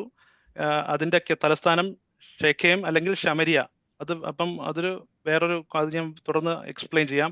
അതിന്റെ സേനാപതി എന്ന് പറഞ്ഞാൽ അതിനെ റൂൾ ചെയ്തിരുന്ന ജെറോബോം ആണ്. ജെറോബോം ആക്ച്വലി വൺ ഓഫ് ദ, അതായത് സോളമൻ രാജാവിന്റെ അടിയിലുള്ള ഒരു ഭടൻ അല്ലെങ്കിൽ അങ്ങനത്തെ ഒരാളായിരുന്നു, ഒരു മിലിറ്ററി ലീഡർ ആയിരുന്നു. അപ്പൊ അദ്ദേഹത്തെയാണ് പിന്നെ ബാക്കി ഇസ്രായേൽ ഷേഖേം ആ ഭാഗം റൂൾ ചെയ്തത്. പിന്നീട് സംഭവിക്കുന്നത് അസിറിയൻ എംപയർ, അവരാണെങ്കിൽ നമ്മൾ ഈ കാണിച്ചേക്കുന്ന ഇസ്രായേലിനെയും അവരെ കോൺക്വർ ചെയ്തു. അസിറിയൻ രാജ്യത്തു നിന്നുള്ളവർ കോൺക്വർ ചെയ്തിട്ട് അവര് ചെയ്തതെന്ന് പറഞ്ഞാൽ അവരുടെ രാജ്യക്കാരും ഇസ്രായേൽ എന്ന് പറഞ്ഞാൽ കുറച്ച് എക്സ്പ്ലെയിൻ ചെയ്യാം. ഈ ഭാഗം, ഈ മുകൾ ഭാഗത്തുള്ള 2 kingdom, northern kingdom, southern kingdom. അപ്പൊ നോർത്തേൺ കിങ്ഡത്തിലുള്ളവരെയാണ് ഈ അസിറിയ റൂൾ ചെയ്തു. അസറിയ റൂൾ ചെയ്തിട്ട് അവർ ചെയ്തതെന്ന് പറഞ്ഞാൽ അവരുടെ ടാക്ടിക്സ് എന്ന് പറഞ്ഞാൽ ഈ ആൾക്കാരെയും അവരുടെ ആൾക്കാരെയും കൂടെ മിക്സ് ചെയ്ത് ഒരു പുതിയ റേസ് അതായത് അവർ ക്രിയേറ്റ് ചെയ്യുകയാണ് ചെയ്തത്. അപ്പോൾ അതാണ് അവർ ചെയ്തത്. അപ്പൊ അതേസമയം സദേൺ കിങ്ഡം അഫക്റ്റഡ് അല്ല. അപ്പോഴും അവരെ ആരെയും ഭരിച്ചിട്ടില്ല. അവർ റഹോബോമിന്റെ അടിയിൽ തന്നെ ആ ഒരു സദേൺ കിങ്ഡം ഫേം ആയിട്ട് തന്നെ കണ്ടിന്യൂ ചെയ്തു. പക്ഷെ നോർത്തേൺ കിങ്ഡം അസറിയൻ രാജ്യം ഭരിച്ച് അതിനെ മിങ്കിൾ ചെയ്ത് അത് വേറൊരു മിക്സഡ് ഇതൊരു കൾച്ചറായി മാറി. അപ്പം അവരെയാണ് ഈ ലോസ്റ്റ് ട്രൈബ്സ് ഓഫ് ഇസ്രായേൽ എന്ന് പറയുന്നത്. അപ്പൊ ഈ സ്ക്രീനിൽ കാണുന്ന പോലെ ആ 10 ട്രൈബ്സും അവരെ റീസെറ്റിൽ ചെയ്ത് മിങ്കിൾ ചെയ്തു. അപ്പൊ അതുകൊണ്ട് തന്നെ ഈ സമരിയക്കാർ അതുകൊണ്ട് തന്നെ ഈ സദേൺ കിങ്ഡത്തിലുള്ള യഹൂദന്മാർ നോർത്തേൺ കിങ്ഡത്തിലുള്ളവരെ ഇച്ചിരി പുച്ഛമായിട്ടാണ് കാണുന്നത്. അതായത് ഞങ്ങളാണ് ഒറിജിനൽ, നിങ്ങൾ ഡ്യൂപ്ലിക്കേറ്റ്, ആ രീതിയിൽ. അപ്പം അങ്ങനെ അതെ, പ്യൂർ ആൻഡ് ഇംപ്യൂർ, അത് അച്ഛന്റെ കറക്റ്റ് വേർഡ്. അപ്പം അത് അങ്ങനെ. പിന്നെ ശമരിയക്കാർ നമ്മൾ തിരിച്ച് ബൈബിളിൽ പറയുന്നതെല്ലാം ഈ നോർത്തേൺ കിങ്ഡത്തിലുള്ള അന്ന് ഉത്ഭവിച്ച ആൾക്കാരെയാണ്. പിന്നെ അതിനുശേഷം അസറിയൻ രാജ്യം കഴിഞ്ഞ ശേഷം വരുന്നത് ബാബിലോണിയൻ രാജ്യമാണ്. അവർ കുറച്ചുകൂടെ വലിയ അതായത് അവരുടെ രാജ്യങ്ങളുടെ എന്ന് പറഞ്ഞാൽ ഈജിപ്റ്റ് വരെ അവർ പിടിച്ചടക്കുകയുണ്ടായി. ബാബിലോൺ സംസ്കാരം അവര് അത്രയും ഏരിയ കവർ ചെയ്തു. അപ്പൊ അവരുടെ സമയത്ത് അവര് സദേൺ കിങ്ഡമാണ് അവർ മെയിൻലി. അവര് നോർത്തേൺ കിങ്ഡം എടുത്തു, പക്ഷെ സദേൺ കിങ്ഡം ഉൾപ്പെടെ അവര് കൈയടക്കി. അതിൽ സദേൺ കിങ്ഡത്തിലുള്ള മെയിൻ അതായത് മിലിറ്ററി ലീഡേഴ്സ്, മെയിൻ ആൾക്കാരെ എല്ലാം അവര് അതായത് അതിൻ്റെ ഡാനിയൽ പ്രവാചകൻ, അങ്ങനെ പല ആൾക്കാരെയും അവര് അവരുടെ ക്യാപിറ്റൽ അതായത് ബാബിലോണിലേക്ക് കൊണ്ടുപോയി. അതാണ് ബാബിലോൺ പ്രവാസം എന്ന് പറയുന്നത്. അപ്പം അന്ന് ബാബിലോൺ എംപയറിന്റെ ഒരു മെയിൻ രാജാവാണ് നമ്മൾ പിന്നീട് കേട്ടിട്ടുള്ള നെബുക്കഡ്നെസർ. അപ്പം ആ രാജാവാണ് ആദ്യത്തെ ജെറുസലേം ടെമ്പിൾ ഒക്കെ ഡിസ്ട്രോയ് ചെയ്ത് കളഞ്ഞത്. ഫസ്റ്റ് ജെറുസലേം ടെമ്പിൾ ഡിസ്ട്രോയ് ചെയ്തു, അത് അണ്ടർ ദ ബാബിലോൺ എംപയർ. എന്നിട്ട് ഈ ജൂദാദേശത്തുള്ളവരെ എല്ലാവരെയും എല്ലാം പിടിച്ചുകൊണ്ട് അവർ ബാബിലോണിലേക്ക് പോയി. അപ്പം അതാണ് എക്സൈൽ ടു ബാബിലോൺ എന്ന് പറയുന്നത്. പിന്നീട് അപ്പൊ ഈ ഒരു മാപ്പിൽ കാണിക്കുന്നത് ഞാനിപ്പോൾ ഈ പറഞ്ഞതിന്റെ ഒരു ഷോർട്ട് ഫോം ആണ്. ഇപ്പം ഈ ഒരു പേർപ്പിൾ ലൈൻ കഴിഞ്ഞാൽ Azariah takes Israel to captivity. അങ്ങനെ ഞാൻ ഈ പറഞ്ഞതിന്റെ ഒരു സമ്മറിയാണ് ഈ മാപ്പിൽ കാണിക്കുന്നത്. പിന്നീട് സംഭവിക്കുന്നത് പേർഷ്യൻ എംപയർ, സൈറസ് രാജാവ് എന്ന് പറഞ്ഞ പേർഷ്യൻ എംപയർ ബാബിലോൺ ദേശം എല്ലാം കീഴടക്കി. ബാബിലോണിയൻ അവരെയും കീഴടക്കിയിട്ട് അദ്ദേഹത്തിന്റെ രാജ്യം വിഭജിച്ചു. അപ്പൊ അവർക്ക് കുറച്ചുകൂടെ ഓപ്പൺ മൈൻഡ് ആയിട്ടുള്ള ഒരു രാജാവാണ് പുള്ളിക്കാരൻ. അങ്ങനെ അതായത് he was against all this, നമ്മൾ ഈ സ്ലേവറിയും അതെല്ലാം. അപ്പൊ ഇവരെല്ലാം ഓൾറെഡി ബാബിലോണിൽ ഉണ്ടായിരുന്ന ഇസ്രായേലുകാരെയും അല്ലെങ്കിൽ യഹൂദന്മാരെ എല്ലാം റിലീസ് ചെയ്തു. അപ്പൊ ആ കൂട്ടത്തിൽ ഉണ്ടായിരുന്ന ഒരാണ് എസ്രയും നെഹമ്യ പ്രവാചകന്മാർ. അപ്പം അവരുടെ ലീഡർഷിപ്പിലാണ് അവർ തിരിച്ച് പിന്നെ യഹൂദന്മാരെല്ലാം തിരിച്ച് ജെറുസലേമിലേക്ക് പോയി പിന്നീട് വരാൻ പോകുന്ന രണ്ടാം ടെമ്പിൾ അവർ ബിൽഡ് ചെയ്യുന്നത്. അതാണ് ഈ 4ാമത്തെ ഇസ്രായേൽ ചരിത്രം. അതായത് ഇസ്രായേൽ, അപ്പൊ ആദ്യത്തെ ചരിത്രം എബ്രഹാം ജോസഫ്, അത് പെട്രിയാക്കൽ ഹിസ്റ്ററി. രണ്ടാമത്തത് ഈജിപ്റ്റ് തൊട്ട് പ്രോമിസ്ഡ് കാനാൻ ദേശത്തേക്കുള്ള യാത്ര, അത് കഴിഞ്ഞിട്ട് രാജാക്കന്മാരുടെ കാലഘട്ടം, പിന്നെ സെക്കൻഡ് ടെമ്പിൾ പീരീഡ്. അതിൻ്റെ ആ സമയത്തുള്ളതാണ് ഞാൻ നേരത്തെ പറഞ്ഞ പോലെ പേർഷ്യൻ സംസ്കാരം വന്നു. പേർഷ്യൻ സംസ്കാരത്തിന് ശേഷം ഉണ്ടായിരുന്നതാണ് ഈ ഗ്രീൻ ഇതിൽ കാണിക്കുന്നതാണ് അലക്സാണ്ടർ ചക്രവർത്തി. അതായത് 332 BC അല്ലെങ്കിൽ ആ ഒരു സമയത്തൊക്കെയാണ് അത് കുറച്ചുകൂടെ അദ്ദേഹം ഫുൾ എംപയർ എടുത്തത്. നമ്മുടെ ഏകദേശം ഇന്ത്യയുടെ ഇൻഡസ് വാലി വരെ അവരുടെ ഒരു റീജിയനും, മറ്റേ അറ്റത്ത് ഗ്രീസ് അതായത് മാസഡോണിയ, അപ്പൊ ഇതെല്ലാം അവരുടെ കീഴിലായിരുന്നു. അപ്പം ഈ സമയത്ത് സംഭവിച്ചതെന്ന് പറഞ്ഞാൽ നമ്മൾ നേരത്തെ ഈ യൂദിയ എന്നാണ് നമ്മുടെ ആ സ്ഥലത്തെ അറിയപ്പെടുന്നിരുന്നത്. കാനാൻ ദേശത്തെല്ലാം അവരുടെ ഈ ഗ്രീക്ക് ആധിപത്യത്തിന്റെ സമയത്ത് യൂദയ എന്നാണ് അറിയപ്പെട്ടിരുന്നത്. എന്നിട്ട് അപ്പം അലക്സാണ്ടർ ചക്രവർത്തി ചെയ്തതെന്ന് പറഞ്ഞാൽ ഈ 2 രാജ്യങ്ങളെയും ഇവരെല്ലാം സ്പ്ലിറ്റ് ചെയ്ത് അവരുടെ ഗ്രീക്സും ഇങ്ങോട്ട് മൈഗ്രേറ്റ് ചെയ്യുകയുണ്ടായി. അപ്പം ഇതിൽ കാണിക്കുന്നതെന്ന് പറഞ്ഞാൽ ഹെസ്മോണിയൻ പീരീഡ് എന്ന് പറയും. ഹെസ്മോണിയൻ പീരീഡ് സംഭവിച്ചതെന്ന് പറഞ്ഞാൽ ഈ ഒരു നാച്ചുറലി യൂദിയയിലുള്ള യഹൂദന്മാർ തന്നെ ഈ ഗ്രീക്ക് ആൾക്കാർക്കെതിരെ ഒരു റെവല്യൂഷൻ തുടങ്ങി. അതാണ് ഈ മക്കബായർ എന്ന് പറയുന്നത്. മക്കബായർ, അപ്പൊ അവര് റിവോൾട്ട് ചെയ്ത് കുറെ സ്ഥലങ്ങൾ തിരിച്ച് അവര് പിടിച്ചെടുത്തു. അപ്പൊ അവരുടെ കാലഘട്ടത്തെയാണ് ഹെസ്മോണിയൻ പീരീഡ് എന്ന് പറയുന്നത്. പിന്നെ അതിനുശേഷം റോമൻ രാജ്യമാണ്, റോമൻ രാജാക്കന്മാരും അവരെല്ലാവരും ആണ്. പിന്നെ ആ ഒരു കനാൻ ദേശം അല്ലെങ്കിൽ പിന്നീടുണ്ടായ യൂദിയാസ് ദേശം ഭരിക്കുന്നത്.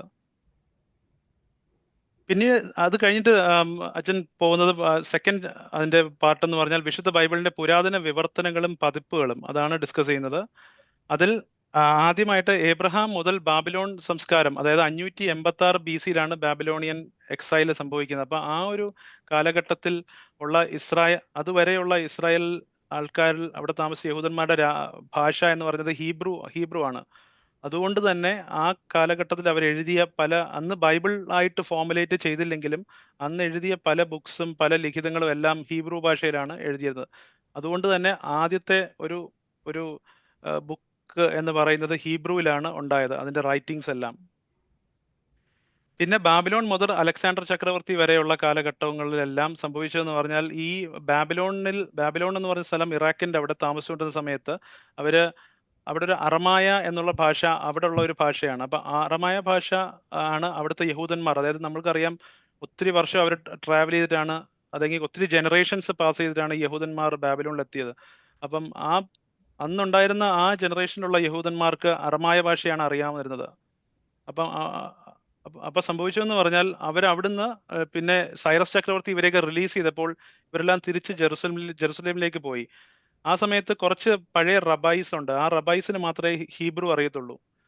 ഈ പുതിയ ഇസ്രായേൽ ജനതയ്ക്ക് ഒന്നും അറിയില്ല, അവർക്ക് അറമയാണ് അറിയാവുന്നത്. അപ്പൊ അവർക്ക് വേണ്ടി അവര് ഓറലി, അതായത് ട്രാൻസ്ലേറ്റ് ചെയ്യുകയും അവര് തിരുവെഴുത്തുകൾ പരസ്യമായി വായിച്ച് വാമൊഴിയായി വിവർത്തനം ചെയ്തു. അതിനെയാണ് താർഗും എന്ന് പറയുന്നത്. അതായത് ഈ യങ്ങർ ജനറേഷൻ ഓഫ് യഹൂദന്മാർക്ക് വേണ്ടി ഈ റബൈസ് അവര് ട്രാൻസ്ലേറ്റ് ചെയ്ത് പറഞ്ഞ ബുക്കിനെയാണ് താർഗും എന്ന് പറയുന്നത്. പിന്നെ അതിനുശേഷം സംഭവിക്കുന്നതെന്ന് പറഞ്ഞാൽ ഈ ഗ്രീക്കുകാർ ഭരിക്കുകയുണ്ടായി. അപ്പൊ ആ ഗ്രീക്ക് സമയത്ത് ഇതേപോലെ ഞാൻ ബാബിലോണിയൻ എക്സൈലിന് ശേഷം ജെറുസലേമിലേക്ക് വന്ന യഹൂദന്മാർ സംസാരിച്ചത് ഞാൻ പറഞ്ഞു അറമായ ആയിരുന്നു. പിന്നീട് അവിടേക്ക് വന്ന ഗ്രീക്ക് ആൾക്കാർ സംസാരിച്ചത് ഗ്രീക്ക് ഭാഷയാണ്. അപ്പം അലക്സാണ്ടർ ചക്രവർത്തിയുടെ കാലത്ത്. അപ്പൊ അതുകൊണ്ട് തന്നെ ഈ ഹീബ്രു ബൈബിൾ പിന്നീട് ഗ്രീക്കിലേക്ക് ട്രാൻസ്ലേറ്റ് ചെയ്യേണ്ടി വന്നു. അതിനെയാണ് സെപ്തുജിന്ത് എന്ന് പറയുന്നത്. സെപ്തുജിന്ത് എന്ന് ഉദ്ദേശിക്കുന്നത് 70 എന്നാണ് അതിന്റെ അർത്ഥം. 70 സ്കോളേഴ്സ് ചേർന്നാണ് ഹീബ്രു ബൈബിൾ ഗ്രീക്കിലേക്ക് തർജ്ജമ ചെയ്യുന്നത്. അതിനുശേഷം ഉണ്ടായിരുന്ന റോമൻ കാലഘട്ടമുണ്ട്. പിന്നെ അത് കഴിഞ്ഞ് ഒത്തിരി പെർസിക്യൂഷൻ, അതായത് ക്രിസ്ത്യൻസിന് ഒത്തിരി, നമുക്കറിയാം യേശുവിന്റെ കാലത്തിന് ശേഷം അവരെ ഒത്തിരി പീഡിപ്പിച്ചു. അവര് പല സ്ഥലങ്ങളിലേക്കൊക്കെ ഓടിപ്പോയി. അങ്ങനെ പോയ സ്ഥലമാണ് അന്തിയോക്ക്. അപ്പം അന്തിയോക്കിൽ ഒരു സ്ഥലമാണ് എഡീസ എന്ന് പറയുന്നത്. അപ്പൊ എഡീസ എന്ന് പറഞ്ഞ സ്ഥലത്ത് ഡെവലപ്പ് ചെയ്ത ഒരു ഭാഷ, ഒരു ഡയലക്റ്റ് ആണ് സിറിയക്. അപ്പൊ അന്ന് അവിടെ ക്രിസ്ത്യൻസ് ഒത്തിരി ഫ്ലറിഷ് ചെയ്തു. അപ്പൊ അങ്ങനെ സിറിയാനി ഭാഷ അവിടെ നിന്നാണ് ഡെവലപ്പ് ചെയ്യുന്നത്, എഡീസ എന്ന് പറഞ്ഞ സ്ഥലത്ത്. അപ്പം തന്മൂലം ബൈബിൾ ആക്ച്വലി പിന്നീട് ട്രാൻസ്ലേറ്റ് ചെയ്യുന്നത് സിറിയക്കിലേക്കാണ്. അതിനെ പെഷിട്ട എന്ന് പറയും, പെഷിട്ട. പിന്നെ തുടർന്ന് റോമൻ കാലഘട്ട സാമ്രാജ്യത്തിന്റെ ആ സമയമായപ്പോൾ ബൈബിളിനെ പിന്നെയും തർജ്ജമ ചെയ്ത് അതിനെ ലാറ്റിനിലേക്ക്, അവരുടെ ലാംഗ്വേജ് ലാറ്റിൻ ആയിരുന്നു, അപ്പൊ ലാറ്റിനിലേക്ക് തർജ്ജമ ചെയ്തു. അതിനെ അന്നത്തെ പോപ്പ് ഡമാസ്കസ് സെയിന്റ് ജെറോമിനെയാണ് അത് ട്രാൻസ്ലേഷനായിട്ട് ഏർപ്പെടുത്തിയത്. അപ്പൊ ആ ട്രാൻസ്ലേഷന്റെ പേരാണ് വൾഗാറ്റ. പിന്നെ നമ്മൾ കേട്ടതുപോലെ ഈ ഡെഡ് സീ സ്ക്രോൾസ് എന്ന് പറഞ്ഞാൽ നമുക്ക് ഈ 1950s കുറച്ച് ആർക്കിയോളജിക്കൽ ആൾക്കാർ അതായത് കണ്ടുപിടിച്ചൊരു കാര്യമാണ് ഡെഡ് സീ സ്ക്രോൾസ്. ഇത് പഴയ ലിഖിതങ്ങളാണ്, അതായത് ഹീബ്രുവിലുള്ള ഒറിജിനൽ ലിഖിതങ്ങൾ കണ്ടുപിടിച്ചു. അപ്പം അത് ഈ യസീരി എന്ന് പറഞ്ഞ, അതായത് പാർസീസ്, സദൂക്കീസ്, പല ടൈപ്പ് ഇസ്രായേലിൽ ഉണ്ടായിരുന്ന ആൾക്കാരിൽ ഒരു ഗ്രൂപ്പാണ് യസീരീസ്. അവര് ഗുഹകളിലൊക്കെ താമസിച്ചവരായിരുന്നു. അപ്പൊ അവര് സ്റ്റോർ ചെയ്ത് അവര് സേഫായിട്ട് പ്രിസർവ് ചെയ്ത ആണ് ഈ ആർക്കിയോളജി വഴി 1950s നമുക്ക് കണ്ടെടുത്തത്. തന്മൂലം അത് ആക്ച്വലി ബൈബിൾ വിവർത്തനങ്ങളിൽ അല്ലെങ്കിൽ ഒത്തിരി ഹെൽപ്ഫുൾ ആയിരുന്നു ഇങ്ങോട്ട്. അപ്പം ആക്ച്വൽ ഹീബ്രു ട്രാൻസ്ക്രിപ്റ്റ്സ് നമുക്ക് അവിടെ നിന്നാണ് കിട്ടിയത്. അപ്പം ഒന്നുകൂടെ സമ്മറൈസ് ചെയ്താൽ അച്ഛൻ അവസാനം ലാസ്റ്റ് സ്ലൈഡിൽ പറയുന്നത് ancient translations of the Bible, ഒന്ന് ഹീബ്രുവില്, അതാണ് official Bible of the juice. പിന്നെ താർഗും എന്ന് പറഞ്ഞാൽ ഒരു ബൈബിൾ കമന്ററി ആണ് ജ്യൂസിന് അത് ട്രാൻസ്ലേറ്റ് ചെയ്ത് കൊടുത്തതാണ്. പിന്നെ ഗ്രീക്ക് ട്രാൻസ്ലേഷന്റെ പേര് സെപ്തുജിന്ത്, സുറിയാനി ട്രാൻസ്ലേഷന്റെ പേര് പെഷിട്ട, ലാറ്റിൻ ട്രാൻസ്ലേഷന്റെ പേര് വൾഗാറ്റ. ഇപ്പം ഇതാണ് ആക്ച്വലി എപ്പിസോഡ് 7-ന്റെ ഒരു സമ്മറി.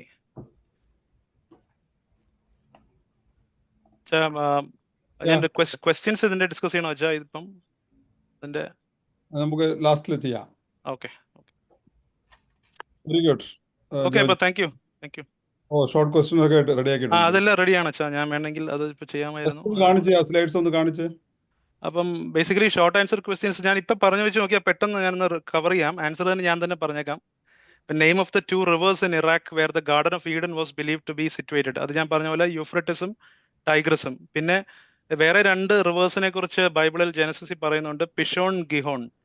അങ്ങനെ 4 റിവേഴ്സ് ആണ് ഏഡൻ റിവറിലൂടെ ഫ്ലോ ചെയ്തുകൊണ്ടിരുന്നത്. Name of the city where Abraham was born, Ur. എബ്രഹാമിന്റെ പിതാവ് Terah. What is approximate date for the call of Abraham? 1850 BC. പിന്നെ the 2 water bodies that are situated in Canaan, Israel, and what is the source? ഞാൻ നേരത്തെ പറഞ്ഞ തിബേരിയോസും പിന്നെ ചാവുകടൽ, dead sea. അതിന്റെ source river of Jordan. How many years did the Jews spend in exile in Egypt and Babylon? ഈജിപ്തിൽ 430 വർഷമാണ് ഇസ്രായേലുകാർ ചെലവഴിച്ചത്. ബാക്കി ബാബിലോണിൽ 50 വർഷം. പിന്നെ which Persian king freed the juice from exile in Babylon? അത് ഞാൻ ഇയർ കറക്റ്റായിട്ട് ഓർക്കുന്നില്ല, നിങ്ങൾക്ക് ഒന്നുകൂടെ ഇത് പോകുമ്പോൾ റെഫർ ചെയ്യണം. സൈറസ് ചക്രവർത്തിയാണ് അവരെ ഫ്രീ ചെയ്തത്. അതെനിക്കൊന്ന് ബാബിലോൺ പ്രവാസം കഴിയുന്നത് 587 BC-യിലാണ്. അപ്പൊ ആ ഒരു കാലഘട്ടമാണ്. BC 538. 538. അപ്പൊ 538 BC-യിലാണ് അവരെ ഫ്രീ ചെയ്യുന്നത്. പിന്നെ what was a language of the early Jewish writings that got incorporated in to the Bible? അത് ഹീബ്രു.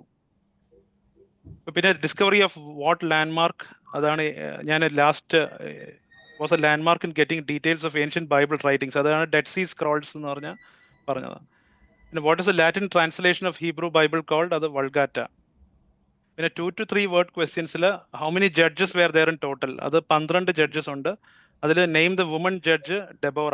ഡെബോറയാണ് അതിനകത്ത് ലേഡി ആയിട്ടുണ്ടായിരുന്ന ഒരു ജഡ്ജ്. ജഡ്ജസ് എന്ന് പറഞ്ഞാൽ അതായത് രാജാക്കന്മാർ ഭരിക്കുന്നതിന് മുമ്പ് മിലിറ്ററി ലീഡേഴ്സ് ആണ് ഇസ്രായേൽ നോക്കി ഓരോ കാലഘട്ടങ്ങളിൽ അവരാണ് പ്രൊട്ടക്ട് ചെയ്തുകൊണ്ടിരുന്നത്. അതിൽ നമ്മൾ ഏറ്റവും അറിയപ്പെടുന്ന ഒരു ജഡ്ജായിട്ട് ഉള്ളത് സാംസൺ ആണ്.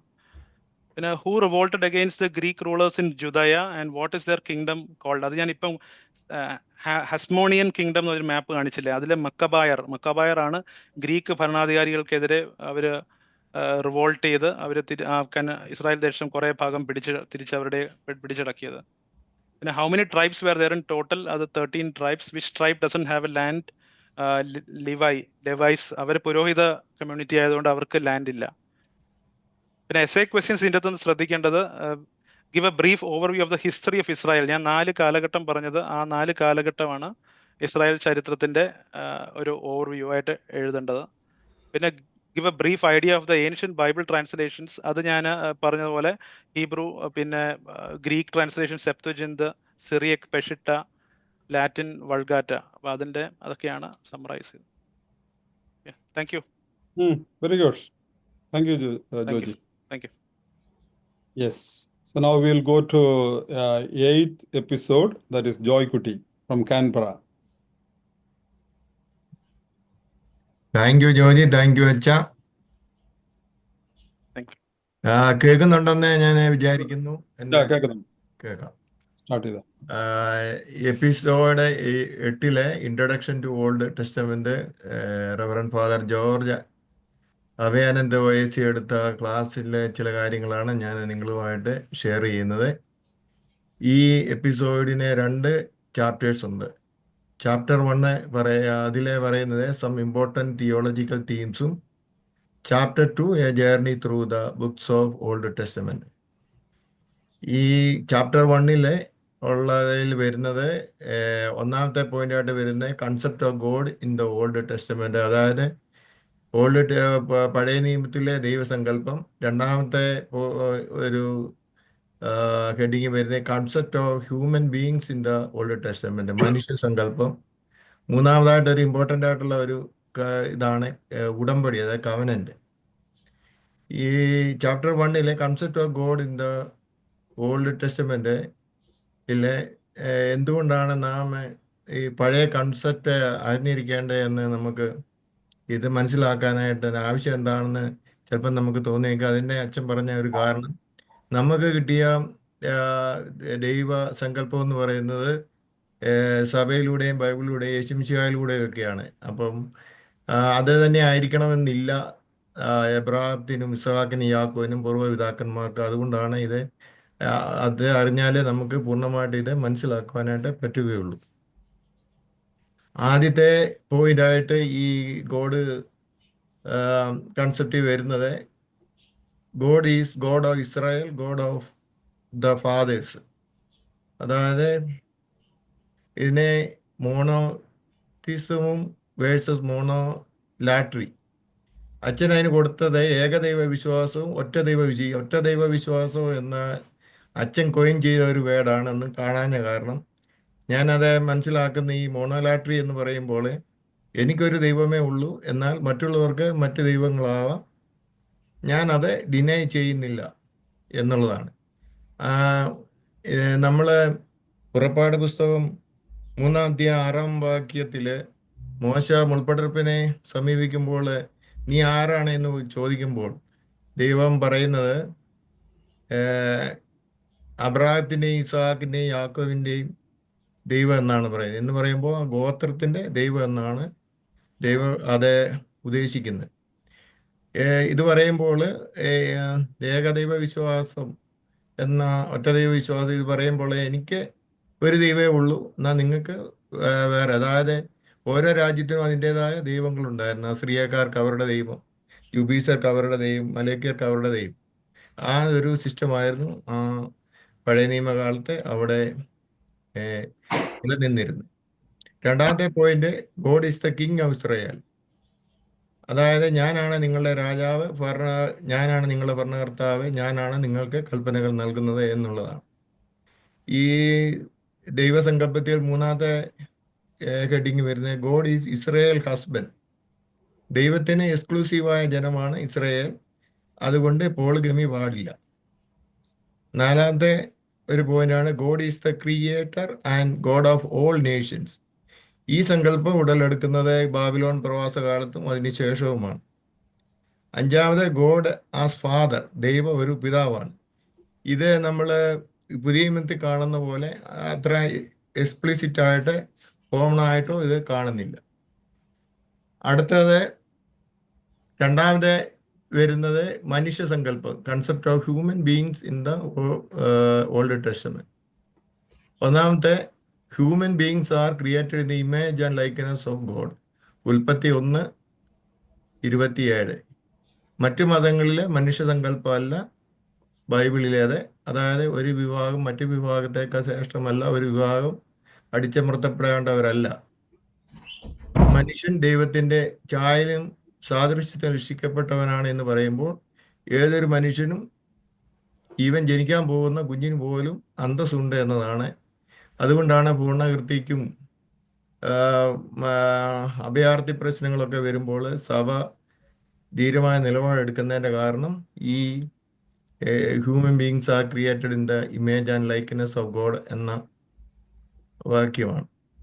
രണ്ടാമത്തെ point, God's first plan for human being is that they enjoy peace. അവരുടെ ജീവിത സന്തോഷത്തിലും സമൃദ്ധിയിലും ഒരു പാരഡൈസ് ലൈക്ക് അറ്റ്മോസ്ഫിയർ ജീവിക്കുക എന്നതായിരുന്നു. Where God provides them with their needs. അതായത് നാം ഇന്ന് കാണുന്ന സഹനമോ മരണമോ ദുഃഖമോ രോഗമോ എന്നിവയൊന്നും ദൈവത്തിൻ്റെ മനുഷ്യ സൃഷ്ടിയുടെ ആരംഭത്തിൽ ഇല്ലായിരുന്നു എന്നതാണ് നാം മനസ്സിലാക്കേണ്ടത്. മൂന്നാമത്തെ point, but humans have disobeyed and sinned and hence they have to suffer and die. എന്നാൽ പാപം മൂലം ഒരു ഇൻപെർഫെക്ഷൻ മനുഷ്യരിലേക്ക് കടന്നു വരുന്നു, ദൈവമായുള്ള ബന്ധം മുറിയുന്നു. നാലാമത്തെ പോയിന്റ്, എന്നാൽ ഞാൻ ചില നോട്ട് വെല്ലാണ്, അതുകൊണ്ടാണ് ശ്രമിക്കണം. നീതിമാന്മാരുടെ സഹനങ്ങളെ കുറിച്ച് ബൈബിളിൽ ചർച്ച പറയുന്നുണ്ട്. God allows them to go through trials and sufferings in order to test them, to allow a purification or to allow them a better divine experience. ജോബിൻ്റെയും തോബിത്തിൻ്റെയും ജീവിതത്തിൽ നാം കാണുന്നത് ഇതാണ്. അവസാനമായി മനുഷ്യൻ പാപം ചെയ്യുകയും അവരുടെ വർദ്ദീസ അനുഭവം നഷ്ടപ്പെടുന്നുണ്ടെങ്കിലും ദൈവം അവരെ കൈവിടുന്നില്ല, അവരുടെ കൂടെ നടക്കുകയും അനുഗമിക്കുകയും ചെയ്യുന്നുണ്ട് എന്ന ചിന്തയാണ് പഴയ നിയമത്തിൽ നാം കാണുന്നത്. എന്നാൽ അന്തിമ രക്ഷ കൊണ്ടുവരുന്നത് തിരഞ്ഞെടുക്കപ്പെട്ട മിശിഹ ആയിരിക്കും എന്നുള്ള സങ്കല്പം ബൈബിളിൽ നമുക്ക് കാണാം. അടുത്ത ഇതാണ് മൂന്നാമത്തെ, ഇതാണ് അവസാനമായി കാണുന്ന ദൈവശാസ്ത്ര സങ്കല്പമാണ് ഉടമ്പടി, അതായത് കവനന്റ്. ദൈവം നമ്മെ അവിടുത്തെ മക്കളായിട്ടാണ് സൃഷ്ടിച്ചത്. അവിടുത്തെ ഛായയിലും സാദൃശ്യത്തിലും ദൈവവുമായുള്ള ബന്ധം പാപം മൂലം വിച്ഛേദിക്കപ്പെട്ടു. അതിനെ ഉടമ്പടി എന്ന ഈ ബന്ധത്തെ പുനഃസ്ഥാപിക്കപ്പെടുന്ന പ്രക്രിയയായി, ഒരു ടൂളായി ഇതിനെ നമുക്ക് മനസ്സിലാക്കാൻ സാധിക്കും. ഈ ഉടമ്പടി എന്ന് പറയുന്ന ആ സ്നേഹബന്ധത്തെ യോജിപ്പിക്കുന്ന ഒരു പ്രക്രിയയാണ്. കവനന്റിന് ഒരു ഡെഫിനേഷൻ പറയാവുന്നത്, covenant is in the biblical sense is the formal binding agreement between two parties, often involving promises, stipulations, blessings, and sometimes penalties for breaking the terms. ഈ ഉടമ്പടികൾ പലപ്പോഴും ഒരു ശപഥം കൊണ്ടോ മൃഗങ്ങളെ മുറിച്ചുകൊണ്ടുള്ള ഒരു ആചാരം കൊണ്ടോ ഒരു പ്രതീകാത്മക പ്രവൃത്തി കൊണ്ടോ, റൂത്ത് 4:7 ചെരുപ്പുകൾ കൈമാറുന്നത് പോലെ, അല്ലെങ്കിൽ ഒരു ഭക്ഷണം പങ്കുവെച്ചുകൊണ്ടോ മുദ്രയിട്ടിരുന്നു. ഈ മുദ്രയിടുന്നതിൻ്റെ കാരണം it emphasizes the seriousness of the commitment. ഉടമ്പടി എന്നത് ഒരു കരാറല്ല, അതിലും ശ്രേഷ്ഠമായ ഒരു കാര്യമാണ്. കാരണം നമ്മൾ മലയാളത്തിലെ ഉടമ്പടി ചെയ്യുക, ഏർപ്പെടുക എന്നൊക്കെയാണ് പറയുന്നത്. പക്ഷേ എബ്രായ ഭാഷ അതിൻ്റെ അർത്ഥം ഉടമ്പടി മുറിക്കുക എന്നതാണ്. ഇപ്രകാരം മൃഗങ്ങളെ മുറിച്ച് ഉടമ്പടി സ്വീകരിക്കുക വഴി പറയുന്നത് ഈ ഉടമ്പടി ലംഘിക്കുന്നവ ആളിൻ്റെ ഗതി, ആ മൃഗത്തിൻ്റെ ഗതി അതേ വിധിയായിരിക്കും എന്നുള്ളതാണ്. അതിനാൽ തന്നെ ആർക്കും ഈ ഉടമ്പടി റദ്ദാക്കാൻ സാധിക്കില്ല. ഏതെങ്കിലും ഒരു കക്ഷി മരിച്ചാൽ മാത്രമേ ഉടമ്പടി അസാധുവാകൂ, അവസാനിക്കും. ദൈവവും മനുഷ്യനുമായ ഉടമ്പടി മനുഷ്യനാണ് പാപം ചെയ്യുക വഴി ഉടമ്പടി ലംഘിച്ചത്. അതിനാൽ തന്നെ മനുഷ്യൻ മരിക്കേണ്ടിയിരിക്കുന്നു. ഉൽപ്പത്തിയുടെ 15-ാം അധ്യായത്തിൽ അബ്രഹാം മൃഗത്തെ മുറിച്ച് ദൈവവുമായി ഉടമ്പടിയിൽ ഏർപ്പെടുകയും മനുഷ്യൻ അത് ലംഘിച്ചത് വഴിയായി നമ്മളാണ് മരിക്കേണ്ടത്. പക്ഷേ ദൈവം മനുഷ്യനായി മാറി നമ്മുടെ ഭാഗത്ത് നിന്നുകൊണ്ട് ഈ വിധി സ്വന്തമാക്കി ഏറ്റെടുക്കുകയാണ്. ഇതാണ് കുരിശിൽ നാം കാണുന്നത്. ഇതാണ് പുതിയ ഉടമ്പടി. ഈ ഉടമ്പടിയുടെ ഏറ്റവും വലിയ ഉദാഹരണം എന്ന് പറയുന്നത് ക്രിസ്തീയ വിവാഹമാണ്. പഴയ ഈ അച്ഛൻ പറഞ്ഞത് ഉടമ്പടി മനസ്സിലാക്കണമെങ്കിൽ വിവാഹം മനസ്സിലാക്കണം, ഉടമ്പടി മനസ്സിലാക്കണമെന്ന് പറയുകയുണ്ടായി. പഴയ നിയമത്തിലെ ചില ഉടമ്പടികളുടെ ഉദാഹരണങ്ങളായിട്ട് പറയുന്നത്, നമ്മളിപ്പോൾ എബ്രഹാമായിട്ടുള്ളത് നമ്മൾ പറഞ്ഞു. നോഹ ദൈവം ഇസ്രയേൽ ജനവുമായിട്ട് മോശ വഴി സിനായ് മല വെച്ച് ഉടമ്പടി ചെയ്യുന്നുണ്ട്. ദാവീദുമായിട്ട് ദൈവ ഉടമ്പടി പ്രവേശിച്ചിരുന്നു. അവസാനമായി ഇസ്രയേലുമായുള്ള ദൈവത്തിൻ്റെ ഉടമ്പടിയുടെ നിബന്ധനകളും വ്യവസ്ഥകളും ഇപ്രകാരമായിരുന്നു. ദൈവം അവരുടെ ദൈവമായിരിക്കും, അവരെ സംരക്ഷിക്കുകയും കരുതുകയും ചെയ്യും. ഇസ്രയേൽ തൻ്റെ ഭാഗത്തു നിന്ന് ദൈവത്തോട് വിശ്വസ്തത കാണിക്കുകയും അവനെ അനുസരിക്കുകയും ചെയ്യുന്നവരായിരിക്കും. Loyal and obedient to God. This relationship is exclusive. ഇതായിരുന്നു ചാപ്റ്റർ 1-ലുള്ള. ചാപ്റ്റർ 2-ൽ ഉള്ളത് a journey through the book of old testament ആണ്. അത് നമ്മൾ മിക്കവാറും ഒക്കെ പല പ്രാവശ്യമായിട്ട് നമ്മൾ കേട്ട കാര്യങ്ങളൊക്കെ തന്നെയാണ്. അതിൻ്റെ അകത്ത് അതിൻ്റെ അകത്ത്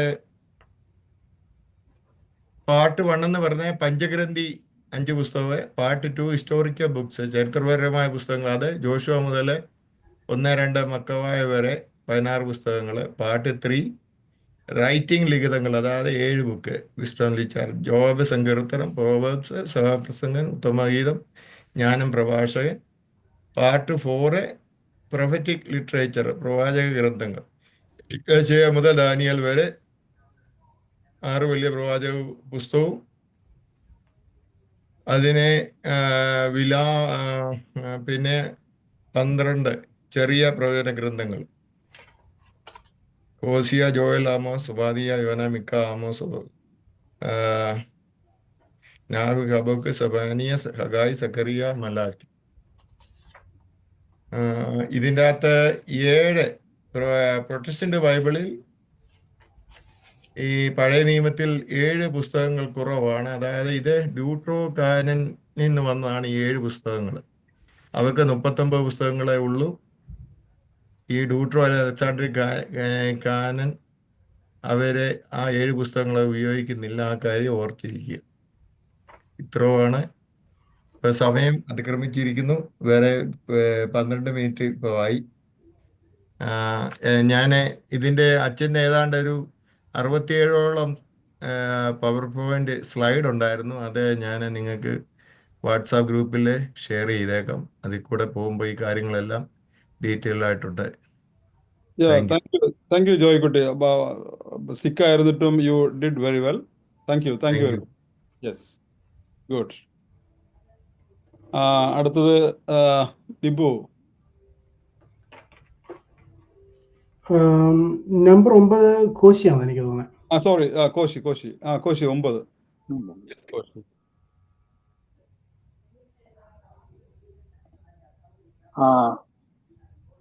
എപ്പിസോഡ് 9 സിഡ്നിന്നാണ്. സിഡ്നിന്നാണ്. Okay. Reverend doctor Sebastian Kuttianickal ആണ് ഈ എപ്പിസോഡ് നമുക്കായി പങ്കുവച്ച് തന്നിരിക്കുന്നത്.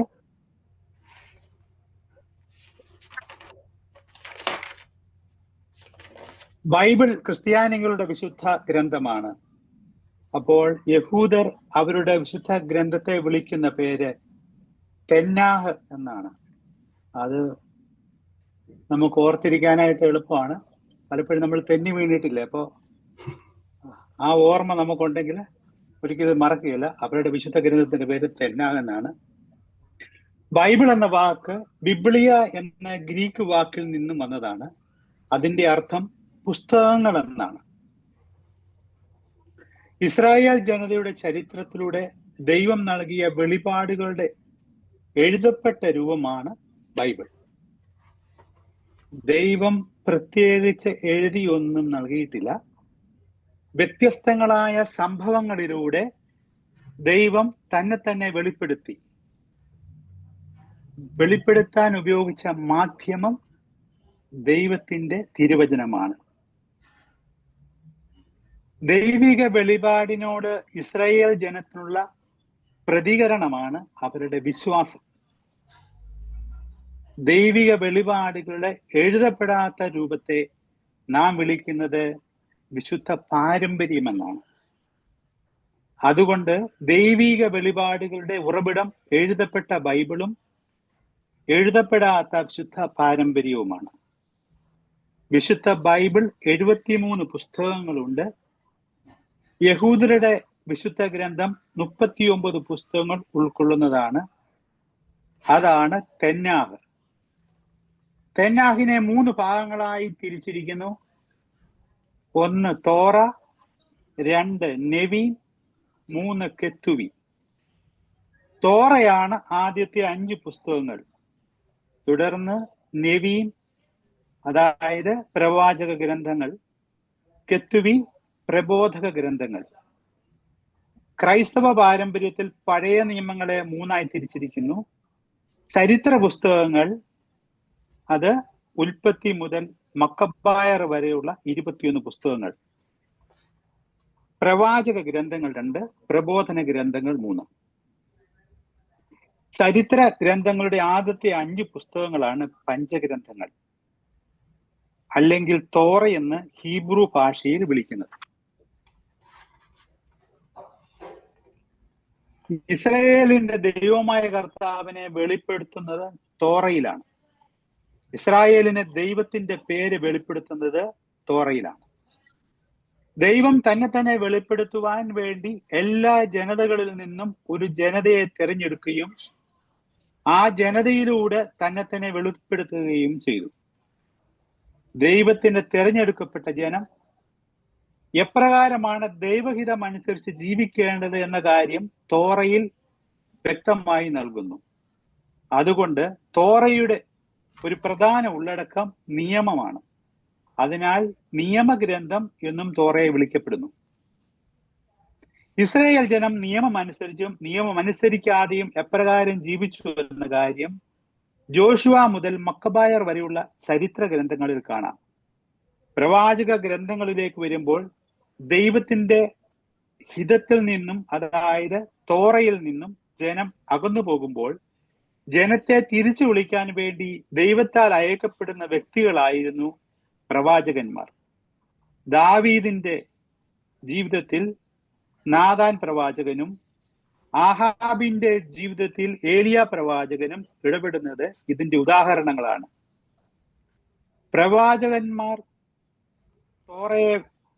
പ്രവാചകന്മാരാണ് തോറയെ വ്യാഖ്യാനിച്ചു കൊടുത്തിരുന്നത്.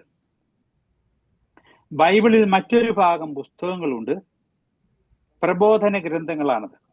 അത് ജ്ഞാനികളായ ആളുകൾ തങ്ങളുടെ ജീവിതാനുഭവങ്ങളുടെ പശ്ചാത്തലത്തിൽ ഈ സൃഷ്ടപ്രപഞ്ചത്തിന്റെ ക്രമത്തോട് ചേർന്ന് എപ്രകാരമാണ് ജീവിതം നയിക്കേണ്ടതെന്ന് മനുഷ്യകുലത്തെ പ്രബോധിപ്പിക്കുന്നതാണ്. തോറ ഇന്ന് നമുക്ക് ലഭിച്ചിട്ടുള്ളത് 5 ഗ്രന്ഥങ്ങളായിട്ടാണെങ്കിലും എഴുതപ്പെട്ടപ്പോൾ അത് ഒറ്റ ഗ്രന്ഥമായിട്ടാണ് ഉപയോഗിച്ചിരുന്നത്. ഇസ്രായേലിന്റെ നിയമഗ്രന്ഥം ഒറ്റ ഗ്രന്ഥമായിരുന്നു. വലിയ ചുരുളുകളാകുന്നത് കൊണ്ട് 5 ചെറിയ ചുരുളുകളായിട്ടുള്ള ഒറ്റ ഗ്രന്ഥമാണ് തോറ, ഇസ്രായേൽക്കാരുടെ നിയമഗ്രന്ഥം. പഴയ നിയമത്തിന്റെ പൂർത്തീകരണമാണ് പുതിയ നിയമം. പഞ്ചഗ്രന്ഥത്തിന്റെ ഗ്രീക്ക് വാക്കാണ് പെന്റെറ്റെവുക്കോസ്, അർത്ഥം 5 ചുരുളുകൾ. ഇംഗ്ലീഷിൽ പെന്റെറ്റൂക്ക് എന്ന് വിളിക്കുന്നു, ഹീബ്രുവിൽ തോറ എന്ന് വിളിക്കുന്നു. തോറ എന്ന വാക്കിന്റെ കൃത്യമായ അർത്ഥം ഇൻസ്ട്രക്ഷൻസ് ഓർ ടീച്ചിങ്സ് എന്നാണ്.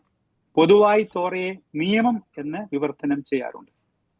തോറയുടെ പല പേരുകൾ ദ ബുക്ക് ഓഫ് മോസസ്, നിയമഗ്രന്ഥം, the book of law of Yahweh, മോശയുടെ നിയമം. ഹീബ്രുവിൽ നിന്നും ഗ്രീക്കിലേക്ക് 3-ാം നൂറ്റാണ്ടിൽ വിവർത്തനം ചെയ്തപ്പോൾ ഓരോ ചുരുളിനും അതിന്റെ ഉള്ളടക്കം അനുസരിച്ച് ഗ്രീക്കുകാർ പേര് നൽകി.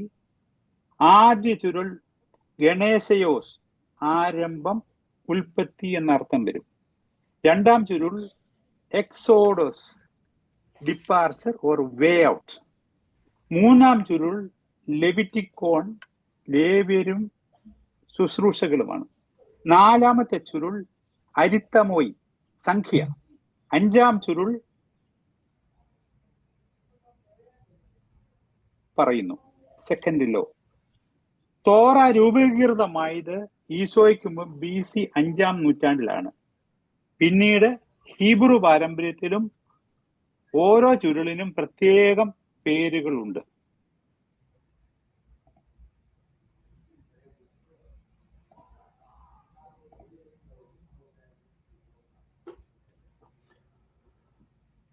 കോശിയെ കാണാമോ വെച്ചാ? എനിക്ക് ഹാങ് ചെയ്ത പോലെ തോന്നുന്നു. എനിക്ക് മാത്രമാണോ? കോശിയുടെ സിഗ്നൽ കുറവാന്ന് തോന്നുന്നു. Okay okay.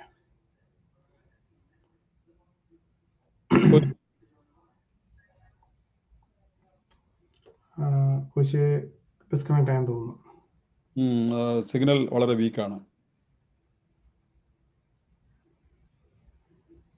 കോശി സിഗ്നൽ അല്പം വീക്കാന്ന് തോന്നുന്നു അല്ലയോ? അത് അൺമ്യൂട്ട് ചെയ്തേ കോശി, അൺമ്യൂട്ട് ചെയ്യ്.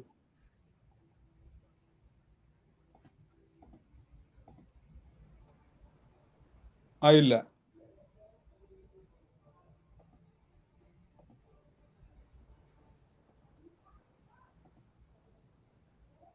അൺമ്യൂട്ട് ആയില്ല.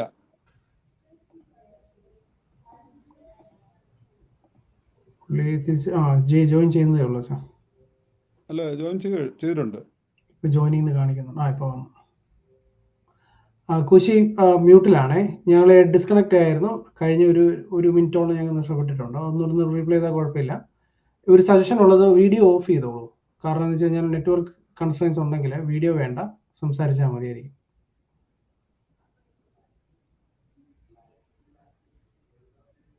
കോശി ഇപ്പോഴും മ്യൂട്ടിലാണേ. ശരിയായോ? ഇപ്പൊ കേൾക്കാം. ഇപ്പൊ കേൾക്കാം. കേൾക്കാം. ഓക്കെ. അപ്പോ തോറ രൂപീകൃതമായത് ഈശോയ്ക്ക് മുമ്പ് BC 5-ാം നൂറ്റാണ്ടിലാണ്. അത് പിന്നീട് ഹീബ്രു പാരമ്പര്യത്തിലും ഓരോ ചുരുളിനും പ്രത്യേകം പേരുകൾ നൽകി.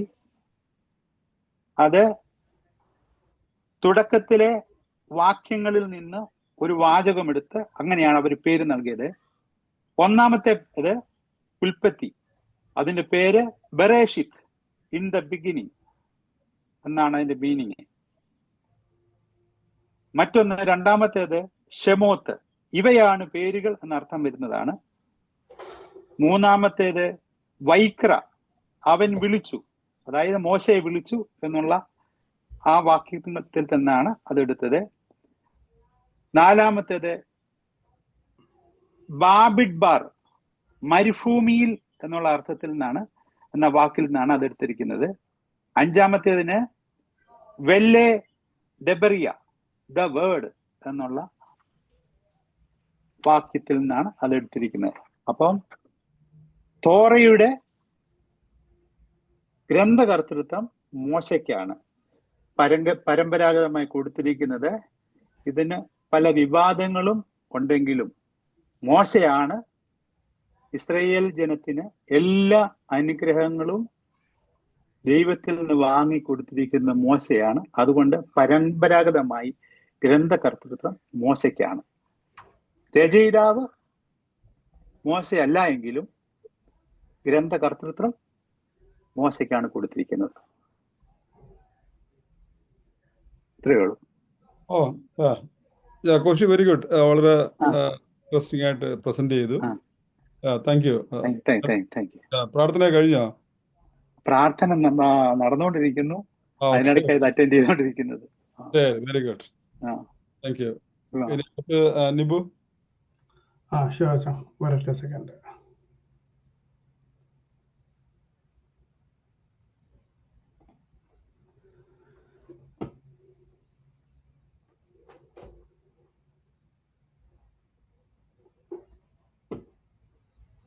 കാണാമെന്ന് കരുതുന്നു. ഞാനിത് ഈ ചാപ്റ്റർ 10-ന്റെ ഒരു ഇത് പറയാൻ വേണ്ടിയിട്ട് ഒരു ചെറിയൊരു സ്ലൈഡ് ഞാൻ ഷെയർ ചെയ്യുന്നുണ്ട്.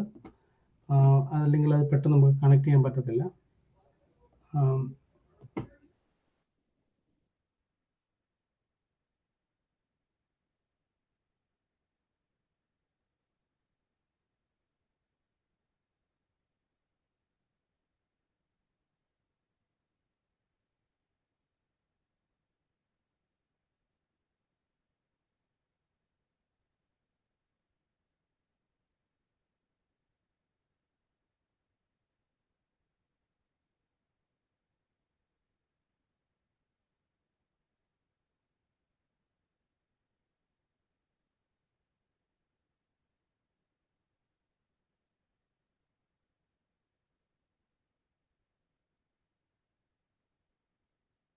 This meeting is being recorded.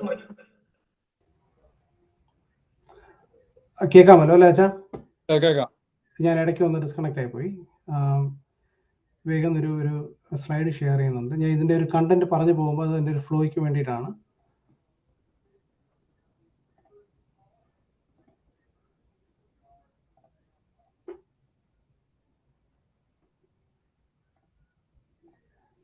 ഈ കാണാമെന്ന് കരുതുന്നു.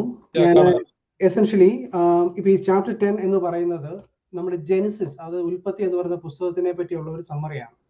അപ്പോൾ അതിനകത്ത് അവർ ഏറ്റവും കൂടുതൽ സമയം സ്പെൻഡ് ചെയ്യുന്നത് ഈ ഒരു ഏരിയ ആണ്, creation of world and humans. അതായത് എന്താണ്, ദൈവത്തിൻ്റെ സൃഷ്ടി വിവരണമാണ്. അതിൻ്റെ 2 ട്രഡീഷൻസ് ഉണ്ട്. അത് 2 അവർ കൂടുതൽ സമയം സ്പെൻഡ് ചെയ്യുന്നത്. പക്ഷെ അത് വരുന്നതിന് മുൻപായിട്ട്, അതാണ് ഏറ്റവും അവസാനത്തെ ഈ 2 ബ്ലോക്കുകൾ. പക്ഷെ അത് വരുന്നതിന് മുന്നായിട്ട് അവർ അതിനെ ഡിവൈഡ് ചെയ്ത് പോകുന്നുണ്ട്. അപ്പോൾ എന്നിട്ട് അതിൻ്റെ ഓരോ കമൻട്രികളും പറയുന്നുണ്ട്. ഈ ഒരു ചാപ്റ്ററിൽ പറയുന്നത് ജെനിസിസ് 50 ചാപ്റ്റർ ഉണ്ട്, അതിന് ഡിവിഷൻസിൽ അവസാനം ഇവിടം വരെ വരുന്നു. എന്നിട്ട് കുറച്ച് സമയം നമ്മൾ ഇവിടെ സ്പെൻഡ് ചെയ്യുന്നു. അപ്പോൾ അത്രയുമാണ് നമ്മൾ ഇതിനകത്ത് കവർ ചെയ്യാൻ പോകുന്നത്. അപ്പോൾ ഈ ഒരു ഭാഗത്ത് ആദ്യമേ തുടങ്ങുന്നത് ജെനിസിസിന്റെ കാര്യം പറഞ്ഞുകൊണ്ട് തന്നെയാണ്. നമ്മുടെ ഇതുവരെ പലരും പറഞ്ഞു കേട്ടതുപോലെ തന്നെ first 5 books used to be scrolls, എല്ലാം ഈ ചുരുളുകളായിരുന്നു. ആ 5 സ്ക്രോളുകൾ എന്താണ് പറയുക, അതിൻ്റെ കണ്ടന്റിന്റെ സ്വഭാവപ്രകാരം അതിൻ്റെ ആദ്യത്തെ വാക്കുകൾ ഉപയോഗിച്ചുകൊണ്ട് അതിനെ നെയിം ചെയ്തു. ഇൻ ഗ്രീക്കിലെ ഉൽപ്പത്തിക്ക് ഗണേസിസ് എന്നാണ് അതിൻ്റെ പേര് പറയുക. അത് മലയാളത്തിൽ കൺവേർട്ട് ചെയ്യുമ്പോൾ ഉൽപ്പത്തി എന്നാവുന്നു. അപ്പം ഈ ജെനസിസിൽ ആകെയുള്ളത് 50 ചാപ്റ്റേഴ്സ് ആണ്. അപ്പോൾ ഈ 50 ചാപ്റ്റേഴ്സിൽ അവർ അതിനെ ഡിവൈഡ് ചെയ്യുന്നത് ആദ്യത്തെ 1 മുതൽ 11 വരെയും പിന്നെ 12 മുതൽ 50 വരെ. അതാണ് അതിൻ്റെ ഫസ്റ്റ് ലെവൽ ഓഫ് ഡിവൈഡിങ് എന്ന് പറയുന്നത്. അപ്പോൾ ഇതിൽ 1 മുതൽ 11 വരെ ഉള്ളത് ചരിത്രാതീത കാലഘട്ടം വിവരണം എന്നാണ് പറയുക. അതുപോലെ തന്നെ അതിന് വേറൊരു രീതിയിൽ അവർ പറയുന്നത്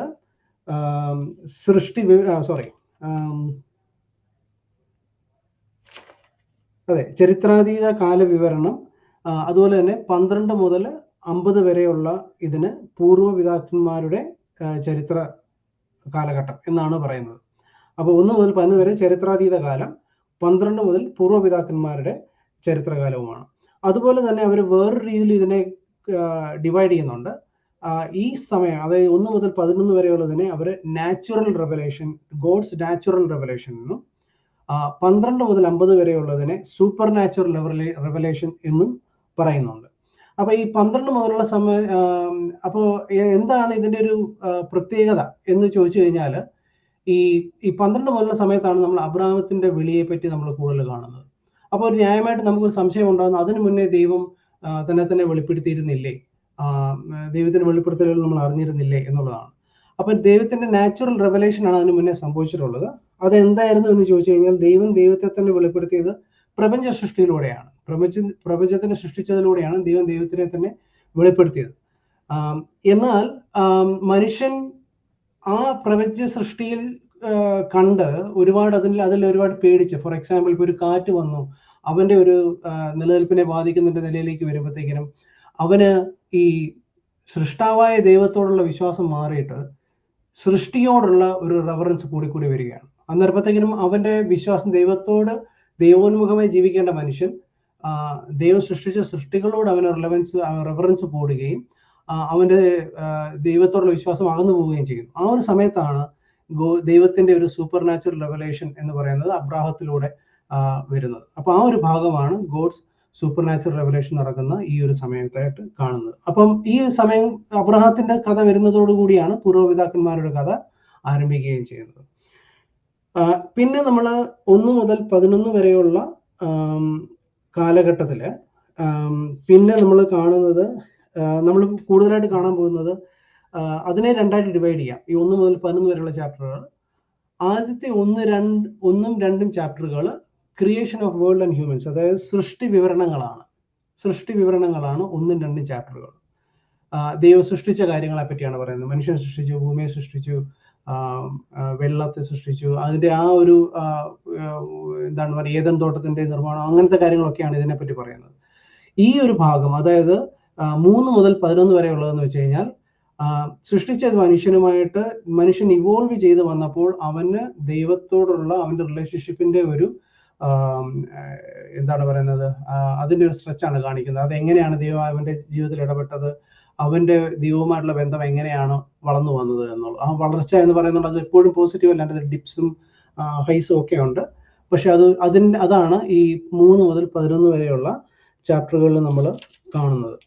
അപ്പൊ ഈ 1 മുതൽ ഈ 11 വരെയുള്ള ഈ ചാപ്റ്ററിൽ നമ്മൾ പറയുന്ന ഒരു കാര്യം, ഇസ്രായേൽ ജനതയുടെ വിശ്വാസങ്ങൾ, അബ്രഹാത്തിന് മുമ്പേ ഉണ്ടായിരുന്ന വിശ്വാസങ്ങൾ, അക്കാലത്തെ ദൈവാനുഭവ ബന്ധങ്ങളെ എക്സ്പ്ലെയിൻ ചെയ്യാൻ ശ്രമിക്കുകയാണ്. ശരിക്കും പറഞ്ഞാൽ നമ്മൾ എപ്പോഴും ചിന്തിക്കേണ്ട ഒരു കാര്യം, ഈ ജെനസിസ് എന്ന് പറയുന്ന സംഭവം എഴുതപ്പെടുന്നത് 570 BC, 570 BC ആ ഒരു സമയത്താണ്. അപ്പോൾ ആ കാലഘട്ടത്തിൽ, അതായത് യേശുവിന് 570 വർഷം മുന്നെയാണ് ഈ സാധനങ്ങൾ എഴുതപ്പെടുന്നത്. ആ സമയത്ത് മനുഷ്യനുണ്ടായിരുന്ന അറിവ് വെച്ചാണ് അവര് ഈ ജെനസിസ് എന്ന് പറയുന്ന സാധനങ്ങളൊക്കെ എഴുതുന്നത്. അപ്പൊ അതിൻ്റെതായ അവരുടെ ആ സമയത്തെ വിശ്വാസങ്ങൾ ഇൻഫ്ലുവൻസ് ചെയ്തിട്ടുണ്ട് ഈ ജെനസിസ് എന്ന് പറയുന്ന സാധനം എഴുതുന്ന സമയത്ത്.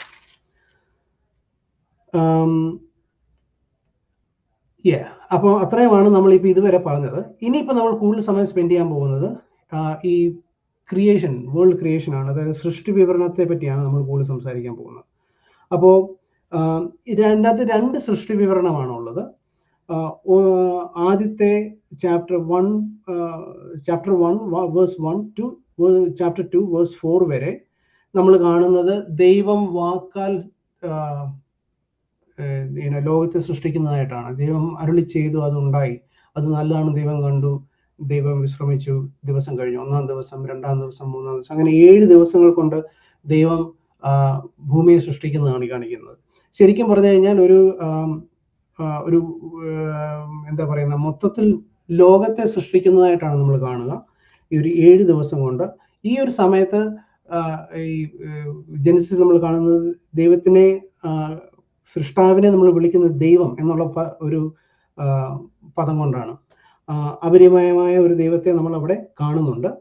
അതേസമയം രണ്ടാമത്തെ സൃഷ്ടി വിവരണത്തിൽ കുറച്ചുകൂടെ മനുഷ്യനെ പോലെ പ്രവർത്തിക്കുന്ന ഒരു ദൈവത്തെയാണ് നമ്മൾ കാണുന്നത്. സൃഷ്ടാവിനെ നമ്മൾ അഭിസംബോധന ചെയ്യുന്നത് ദൈവമായ കർത്താവ് എന്നാണ് പറയുന്നത്.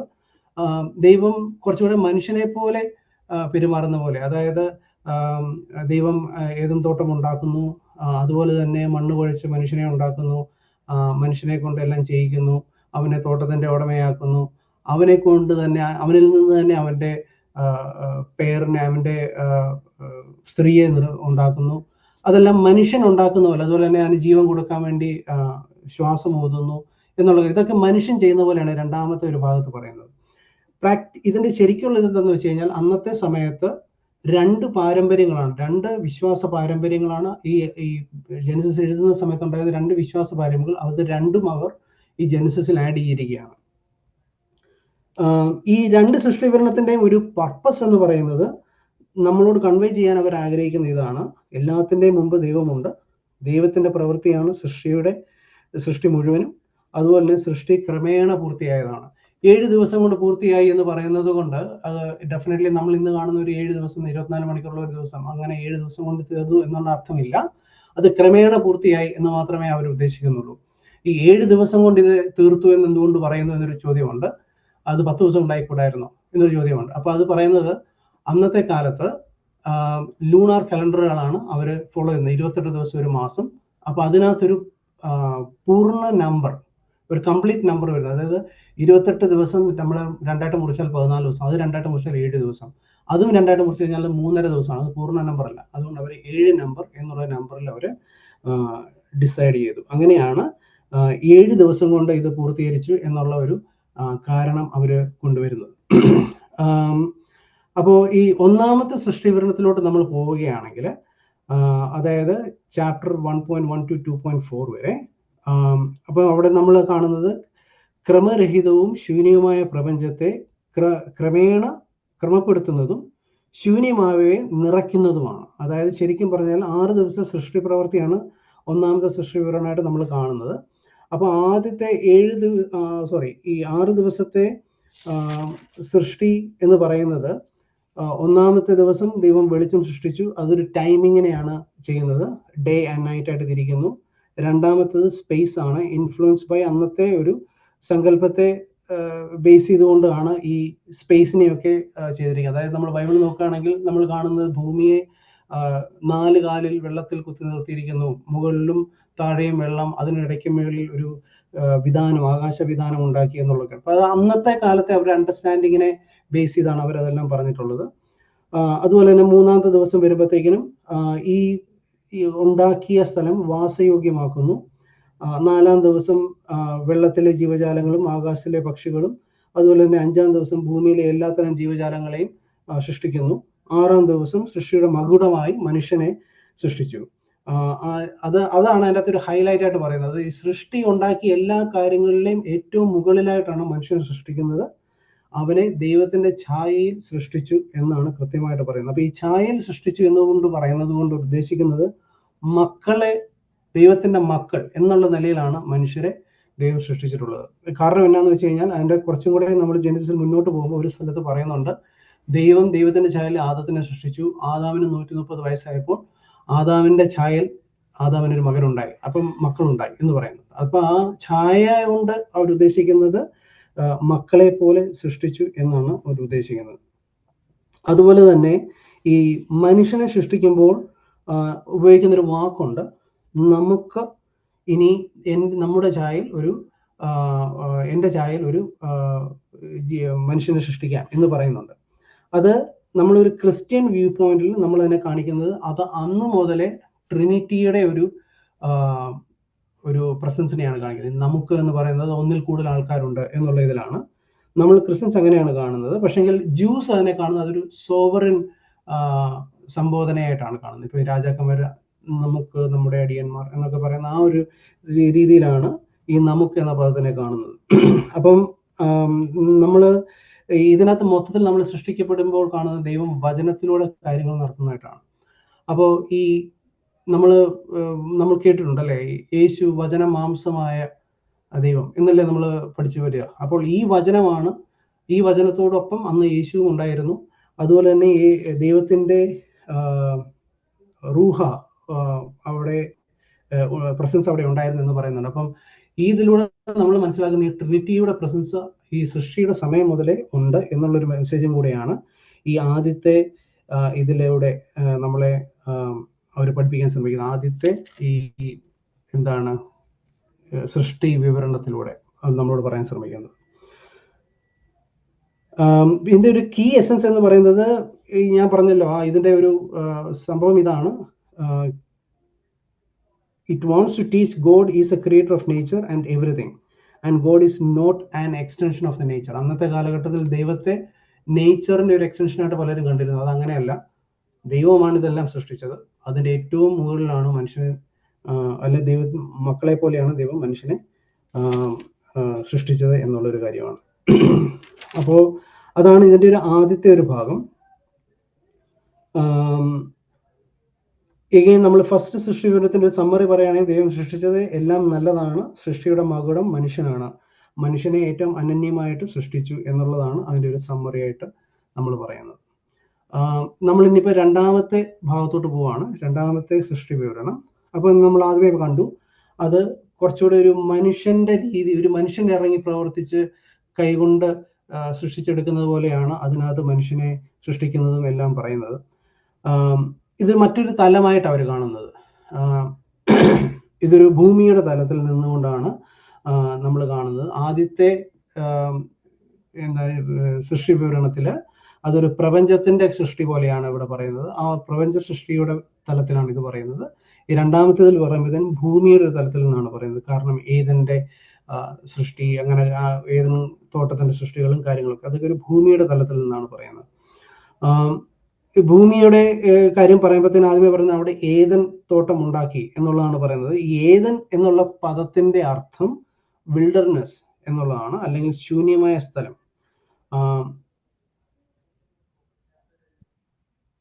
അപ്പം നമ്മൾ ആ ഒരു കാര്യത്തിൽ നമുക്ക് സാമ്യമുണ്ട്. നമ്മുടെ ആദ്യത്തെ സൃഷ്ടി വിവരണത്തിൽ നമ്മൾ പറയുന്നത് ശൂന്യതയിൽ നിന്ന് ദൈവം സൃഷ്ടിച്ചു എന്നാണ് പറയുന്നത്. ഇപ്പൊ ഇവിടെ ഏദൻ എന്നുള്ള വാക്കിന്റെ അർത്ഥം വിൽഡർനെസ് എന്നുള്ളതാണ്. അത് ഞാൻ അവിടെ പരീക്ഷയിൽ ക്വസ്റ്റ്യൻ ചോദിച്ചിട്ടുള്ളത് ഞാൻ ശ്രദ്ധിച്ചിട്ടുണ്ട്. അപ്പൊ അത് നോട്ട് ചെയ്യേണ്ട ഒരു കാര്യമായിട്ട് എനിക്ക് തോന്നുന്നു. അതുപോലെ തന്നെ പിന്നെ പറയുന്നത് തോട്ടം ഉണ്ടാക്കാൻ മഴ പെയ്യ്ക്കുന്നു, തോട്ടം ക്രമീകരിക്കുന്നു. അപ്പോ ഈ തോട്ടം എവിടെയാണ് എന്നുള്ളൊരു ചോദ്യം വന്നു കഴിഞ്ഞാൽ അതിന് നമുക്ക് അങ്ങനെ ഒരു ഡയറക്ഷൻസ് ഒന്നും ഇല്ല ബൈബിളിൽ. പക്ഷെ ഒരു ഹിന്റ് എൻ്റെ അത് പറയുന്നത് 4 റിവേഴ്സിന്റെ ഒരു ഇൻഡിക്കേഷൻസ് ഉണ്ട്. അപ്പൊ ആ ഒരു 4 ഇൻഡിക്കേഷൻസ് കാണിക്കുന്നത് ആ കാലത്തുണ്ടായിരുന്ന 4 സിവിലൈസേഷൻസിന്റെ കാര്യമാണ് പറയുന്നത്. ഒന്ന് ഈ ടൈഗ്രിസ് ആൻഡ് യൂഫ്രട്ടസ് എന്ന് പറയുന്ന 2 നദികൾ, അത് രണ്ടും മിഡിൽ ഈസ്റ്റിനെയാണ് സൂചിപ്പിക്കുന്നത്. ഹിഗോൺ, എറോൺ കുഷ് എന്ന് പറയുന്ന ഒരു സ്ഥലത്തിന്റെ കാര്യം പറയുന്നുണ്ട്. കുഷ് എന്ന് പറയുന്നത് ഇന്നത്തെ എത്യോപ്യയാണ്. അപ്പോൾ ഈ എത്യോപ്യയിലൂടെ ഒഴുകി ഈജിപ്തിലൂടെ പോകുന്ന ഒരു നദിയാണ് നൈൽ നദി. അപ്പോഴത്തേക്കിനും ഈ ഹിഗോൺ എന്ന് പറയുന്നത് നൈൽ നദിയാണെന്നാണ് അവരുടെ ഒരു ഡെഫിനിഷൻ. അതുപോലെ തന്നെ 4ാമത്തെ ഒരു നദിയാണ് പിഷോൺ എന്ന് പറയുന്നത്. പിഷോൺ എന്ന് പറയുന്നത് അതിനെ ലാൻഡ് ഓഫ് ഗോൾഡുമായിട്ട് ചേർത്താണ് പറയുന്നത്, സ്വർണ്ണമുള്ള ഒരു നാട് എന്നാണ് പറയുന്നത്. അപ്പം 2 ഡെഫിനേഷൻസ് ഉണ്ട്. ഒന്ന് ഈ സൗദി, മിഡിൽ ഈസ്റ്റ്, ആ ഒരു സ്ഥലത്താണ് ഏറ്റവും കൂടുതൽ ഗോൾഡ് ഉള്ളത്. അപ്പൊ അന്ന് അവിടെ ഒരു നദി ഉണ്ടായിരുന്നു, അന്ന് അത് ഇല്ലാതായതാണ് എന്നൊരു ആർഗ്യുമെന്റ് ഉണ്ട്. പക്ഷെ അതിനേക്കാൾ കൂടുതലായിട്ട് കാണുന്നത് ഹോദു അല്ലെങ്കിൽ ഇന്നത്തെ ഇന്ത്യ, നമ്മുടെ ഇന്ത്യയുടെ സ്ഥലത്തിനെയാണ് ലാൻഡ് ഓഫ് ഗോൾഡ് എന്നവർ പറയുന്നത്. അതിനെയാണ് പിഷോൺ എന്ന് പറയുന്നുണ്ട്. ചില ചരിത്രകാരന്മാര് നമ്മുടെ ഗംഗാ നദിയെ പറ്റിയാണ് അത് പറയുന്നത് എന്നും പറയുന്നുണ്ട്. പക്ഷെ ചുരുക്കി പറഞ്ഞാൽ അവർ പറയുന്ന ഒരു ഇൻഡിക്കേഷൻ എന്താണെന്ന് വെച്ച് കഴിഞ്ഞാൽ അന്നത്തെ കാലത്തുണ്ടായിരുന്ന സിവിലൈസേഷൻ, ആ സിവിലൈസേഷന്റെ ഒക്കെ ചേർത്ത് വെച്ചിട്ടാണ് പറയുന്നത് ഈ സാധനങ്ങളെല്ലാം ഈ ഏദൻ തോട്ടത്തിൽ ഉണ്ടായിരുന്നു എന്ന് പറയുന്നത്. ഏദൻ തോട്ടം മനുഷ്യകുലത്തിന് വേണ്ടിയുള്ള ദൈവത്തിന്റെ ഒരു ക്രമീകരണമായിട്ടാണ് നമ്മൾ കാണുന്നത്. പക്ഷെ ഇത് രണ്ടുമാണ് ഇതിന്റെ ഒരു സമ്മറി എന്ന് പറയുന്നത്. രണ്ട് ടൈപ്പ് ഓഫ് സൃഷ്ടി വിവരണമാണ് ഇതിനകത്ത് പ്രധാനമായിട്ടും പറയുന്നത്. ഒന്നുകൂടെ പറയാണ്, ഒന്ന് ഒരു പ്രപഞ്ചത്തിന്റെ തലത്തിൽ നിന്നുള്ളതും മറ്റൊന്ന് ഭൂമിയുടെ തലത്തിൽ നിന്നുള്ളതും. പിന്നെ ഇതൊക്കെയാണെങ്കിൽ പോലും നമ്മളിപ്പോൾ അതിനകത്ത് ഈ രണ്ടാമത്തെ ഭാഗത്ത് വരുമ്പോൾ അതിനകത്ത് നമുക്കറിയാം ഈ മനുഷ്യൻ ആദത്തിനെ ഉണ്ടാക്കുന്നു, അതിൽ നിന്ന് ഹവ്വായെ ഉണ്ടാക്കുന്നു, പിന്നെ എന്താണ് നന്മതിന്മകളുടെ വൃക്ഷം, അങ്ങനെ കാര്യങ്ങളൊക്കെ പറയുന്നുണ്ട്. പക്ഷെ ഇതിനൊക്കെ ഒരു ഇൻഡിക്കേഷൻസ് ഉണ്ട്. അതായത് ഏദൻ തോട്ടം എന്ന് പറയുന്നത് ദൈവശാസ്ത്രപരമായിട്ട് അതിനെ വാഗ്ദത്ത നാടിനോടാണ് ഉപമിക്കുന്നത്. ഏദൻ തോട്ടം എന്ന് പറഞ്ഞാൽ ഇസ്രായേലാണ് വാഗ്ദത്ത നാട്, അന്നത്തെ കാനാൻ അല്ലെങ്കിൽ ഇസ്രായേൽ നാട്, അതിനെയാണ് അവർ ഏദൻ തോട്ടമായിട്ട് ഉദ്ദേശിക്കുന്നത്. നന്മതിന്മകളുടെ വൃക്ഷം എന്ന് ഉദ്ദേശിക്കുന്നത് തോറായാണ്. അത് ദൈവം കൊടുത്ത ശരിയായൊരു ഒരു വഴിയുണ്ട്, ഒരു നിയമമുണ്ട്. ആ നിയമത്തിൽ നിന്ന് തെറ്റിക്കഴിഞ്ഞാൽ അതാണ് തോറ, അതിന്റെ ദൈവത്തിന്റെ കമ്മ്യൂണിക്കേഷനാണ്. അപ്പൊ അതിൽ നിന്ന് തെറ്റരുത് എന്നുള്ളതാണ് ദൈവം കൊടുത്ത ഒരു ഡയറക്ഷൻ. അതുപോലെ തന്നെ ഈ നമ്മൾക്ക് അറിയാം ഇതിൻ്റെ അകത്ത് നിന്ന് ഈ എന്താണ് തോട്ടത്തിൽ നിന്ന് പുറത്താക്കി എന്ന് പറയുന്ന ഒരു കാര്യമുണ്ട്. അത് എഗെയിൻ നമ്മൾ ഒന്നുകൂടെ എപ്പോഴും നമ്മൾ ചിന്തിക്കുന്നത് എഴുതപ്പെടുന്നത് ഒരു 580 BC കാലഘട്ടത്തിലാണ്. അതായത് ഇവരുടെ ബാബിലോൺ എക്സൈൽ കഴിഞ്ഞ് അവർ തിരിച്ചു വരുന്ന ഒരു സമയത്ത് എസ്ര, നെഹമ്യ ഈ പ്രവാചകന്മാരുമാണ് ഈ സംഭവം എഴുതുന്നത്. അപ്പോൾ അവര് ഈ ഏദൻ തോട്ടത്തിൽ നിന്ന് പുറത്താക്കി എന്ന് പറയുന്നത് ശരിക്കും ബാബിലോൺ എക്സൈലിനെയാണ് സൂചിപ്പിക്കുന്നത് എന്നാണ് പറയുന്നത്. അപ്പോൾ ഈ രണ്ടാം സൃഷ്ടി വിവരണത്തിലും മനുഷ്യന്റെ അനന്യത കാണിക്കുന്നുണ്ട്. അതായത് മറ്റ് ജീവജാലങ്ങളെ സൃഷ്ടിച്ചതുപോലെയല്ല മനുഷ്യനെ സൃഷ്ടിക്കുന്നത്. ദൈവത്തിന്റെ ശ്വാസമൂതി മനുഷ്യനെ സൃഷ്ടിച്ചു എന്നാണ് പറയുന്നത്. അതുപോലെ തന്നെ പുരുഷനും സ്ത്രീയുമിലുള്ള അഭേദ്യമായ ബന്ധത്തെ കാണിക്കുന്നുണ്ട്. അതായത് പുരുഷന്റെ വാരിയലിൽ നിന്നാണ് സ്ത്രീയെ ഉണ്ടാക്കുന്നത് എന്ന് പറയുന്നു. അപ്പൊ അവർ തമ്മിലുള്ള അഭേദ്യമായ ബന്ധത്തെ അവർ കാണിക്കുന്നുണ്ട്. ഇതാണ് ഇതിന്റെ ഒരു സമ്മറി എന്ന് പറയുന്നത്.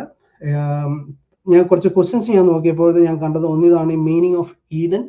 അത് വിൽഡർനെസ് എന്നുള്ളതാണ് അതിന്റെ ഒരു അർത്ഥം. അതിന്റെ മലയാളത്തിൽ ശൂന്യമായ സ്ഥലം എന്നുള്ളതാണ്. ആഡം എന്ന് പറഞ്ഞു കഴിഞ്ഞാൽ നമുക്ക് അറിയാമായിരിക്കും മനുഷ്യൻ അല്ലെങ്കിൽ പൂഴി എന്നുള്ളതാണ് അതിന്റെ ഒരു അർത്ഥം. നന്മതിന്മകളുടെ വൃക്ഷം എന്ന് പറഞ്ഞു കഴിഞ്ഞാൽ അത് ഇൻഡിക്കേറ്റ് ചെയ്യുന്നത് തോറയാണ്. തോറയുടെ പൂർത്തീകരണമാണ് യേശു. നമ്മൾ ക്രിസ്ത്യാനികൾ അങ്ങനെയാണ് വിശ്വസിക്കുക. ഏദൻ തോട്ടം എന്ന് പറയുന്നത് വാഗ്ദത്ത ഭൂമിയുമാണ്. ഇതാണ് ഞാൻ കുറച്ച് ക്വസ്റ്റ്യൻസ് കണ്ടത്. അത്രയുമേ ഉള്ളൂ. അത്രയുമാണ് എനിക്ക് തോന്നുന്നത് ഈ ഒരു സെഷനിലേക്ക് ഇപ്പോൾ പറയാനുള്ളത്. ഞാൻ ഓൾറെഡി ഇപ്പോൾ സമയം നോക്കുമ്പോൾ നമ്മൾ 40 മിനിറ്റ് മുൻപേ ആണ്. ഞാനിവിടെ നിർത്താം എന്ന് വിചാരിക്കുന്നു. Nibu, thank you Nibu. ഇപ്പം നമുക്ക് എനിക്ക് തോന്നുന്നു ഇപ്പോൾ 10 എപ്പിസോഡായി നമുക്ക്. അപ്പോൾ ഷിബിൻ അടുത്ത ഇതിന് നമുക്ക് അറേഞ്ച് ചെയ്യാം 11 തൊട്ടുള്ളത്. അപ്പോൾ ഇനി ഇതുവരെ ഉള്ള ഈ 10 എപ്പിസോഡുകളും നമ്മൾ കഴിഞ്ഞു. ഇതിൻ്റെ പരീക്ഷ നമുക്ക് we have it on February 16th Sunday. അപ്പോൾ ഇനി നമുക്ക് 2 ആഴ്ച കൂടെ ഉള്ളൂ. അപ്പോൾ അടുത്ത ആഴ്ച വെള്ളിയും ശനിയും കൊണ്ട് നമുക്ക് ബാക്കി 9 എപ്പിസോഡ് കഴിക്കാൻ സാധിക്കും. അപ്പോഴത്തേക്ക് നമ്മൾ we will cover from 1 to 19. കാരണം ഈ സ്റ്റഡീസിന് വരുന്നത് 1 to 19 ആണ് നമ്മുടെ പരീക്ഷയ്ക്കുള്ളത്. അപ്പോൾ ഈ പരീക്ഷ നമുക്ക് സൺഡേ വയ്ക്കുന്നുണ്ട്. So the time also we know that in Australia we have a different times. ഒരു റഫായിട്ട് ഞങ്ങളൊന്ന് ഡിസ്കസ് ചെയ്തപ്പോൾ കൊണ്ടുവന്നതാണ്. ഇപ്പോൾ അതൊന്ന് വായിച്ച് അതൊന്ന് നിങ്ങളുടെ ഒരു ഒപ്പീനിയൻ കൂടെ അറിയാൻ വേണ്ടിയാണ് നോക്കുന്നത്. നമ്മൾ ചിന്തിക്കുന്നത് അന്ന് ഡിസ്കസ് ചെയ്ത പോലെ ഓൺലൈനിൽ നമ്മൾ പരീക്ഷ എഴുതുന്ന ഒരു സിസ്റ്റമാണ് നമുക്ക് റെഡിയാക്കാൻ ശ്രമിക്കുന്നത്. കാരണം ഈ ടൈമിങ്ങിൻ്റെ ഡിഫറൻസ് ഒക്കെ ഉള്ളതുകൊണ്ട്. അപ്പോൾ ഈ ഓൺലൈനിൽ നമ്മൾ ചില നോംസ് നമ്മൾ ഫോളോ ചെയ്യും. ഒന്ന്, ഈ വീഡിയോ എല്ലാവരും അത് ഓൺ ചെയ്യണം. It should be visible. കാരണം ഇതിൻ്റെ ഒരു പ്രധാനപ്പെട്ടെന്ന് പറയുന്നത് ഇതൊരു പരീക്ഷ എന്നതിനേക്കാൾ നമ്മൾ പഠിച്ച് അതിനെ എഴുതുന്നു. പക്ഷേ there should not be any malpractice. ഇത് റിലീജിയസ്, ഇതാണ് നമ്മുടെ ആത്മീയത കാണിക്കുന്നതാണ്. So we have to be sincere to the writing because അപ്പോൾ അത് ആ രീതിയിൽ ചെയ്യാൻ വേണ്ടിയാണ്. സോ നിങ്ങളുടെ ഫേസും കാണുന്ന രീതിയിൽ, എഴുതുന്നത് കാണുന്ന രീതിയിൽ ചെയ്യുക. അപ്പോൾ എല്ലാവർക്കും അവരുടെ വീട്ടിൽ ഇരുന്നുകൊണ്ട് തന്നെ ചെയ്യാൻ സാധിക്കും. പക്ഷേ ഇതിൽ നിങ്ങൾ you are the best judge according to the norms of the എക്സാമിൽ ചെയ്യണം. So I request all of you to do that. പിന്നെ മറ്റൊന്നാണ്, നമുക്ക് ഈ ടൈം നമ്മൾ പറയും, ആ ടൈമിൻ്റെ അകത്ത് വി വിൽ ഫിനിഷ് ഇറ്റ്. അപ്പോൾ അത് ബേസ് ചെയ്തിട്ട് നമ്മളത് ചെയ്യാൻ സാധിക്കും. ആ ക്വസ്റ്റ്യൻസ് ഓരോരുത്തരുടെയും മൊബൈലിൽ കിട്ടുന്ന രീതിയിൽ അത് ഓർഗനൈസ് ചെയ്യാം. ദെൻ വരുന്നത് ടൈമിംഗ്. ജസ്റ്റ് നിബു ഒന്ന് പറയാമോ? അതെ, അത് വരുന്നത് 16-ാം തീയതിയാണ്. അപ്പോൾ അന്ന് ഞായറാഴ്ചയാണ്. അന്ന് മെൽബണിലൊക്കെ ഞങ്ങൾക്ക് കുർബാനയുണ്ട്, വൈകിട്ട് സൺഡേ സ്കൂളൊക്കെ ഉണ്ട്. അപ്പോൾ അതിന് മുൻപായിട്ട് തീരുന്ന രീതിയിൽ ഉച്ചയോടുകൂടിയാണ് 12 മണിക്ക്, മെൽബൺ സമയം 12 മണിക്ക് നടത്താമെന്നാണ് ചിന്തിക്കുന്നത്. അപ്പോൾ 2 മണിക്ക് അത് കഴിയും. അത് കഴിഞ്ഞ് കഴിഞ്ഞാൽ നമുക്ക് 1 മണിക്കൂർ സമയമുണ്ട് റെഡി ആവാൻ. പിന്നെ 4 മണിക്ക് നമുക്ക് സൺഡേ സ്കൂളിന് പള്ളിയിലെത്തുകയും ചെയ്യാം. അപ്പോൾ കാൻബറ, സിഡ്നി, മെൽബൺ ഈ 3 സ്ഥലത്തുള്ളവർക്ക് 12 o'clock 12 മണി ഞായറാഴ്ച 16-ാം തീയതി നമ്മൾ നടത്തുന്നത്. അതെ, പെർത്ത് 9 മണിയാണ്, രാവിലെ 9 മണിയാണ്. 12 ആകുമ്പോഴത്തേക്കും പെർത്തിൽ 9 രാവിലെ 9 o'clock. അഡ്ലേഡ് 11:30. ബ്രിസ്ബൻ 11.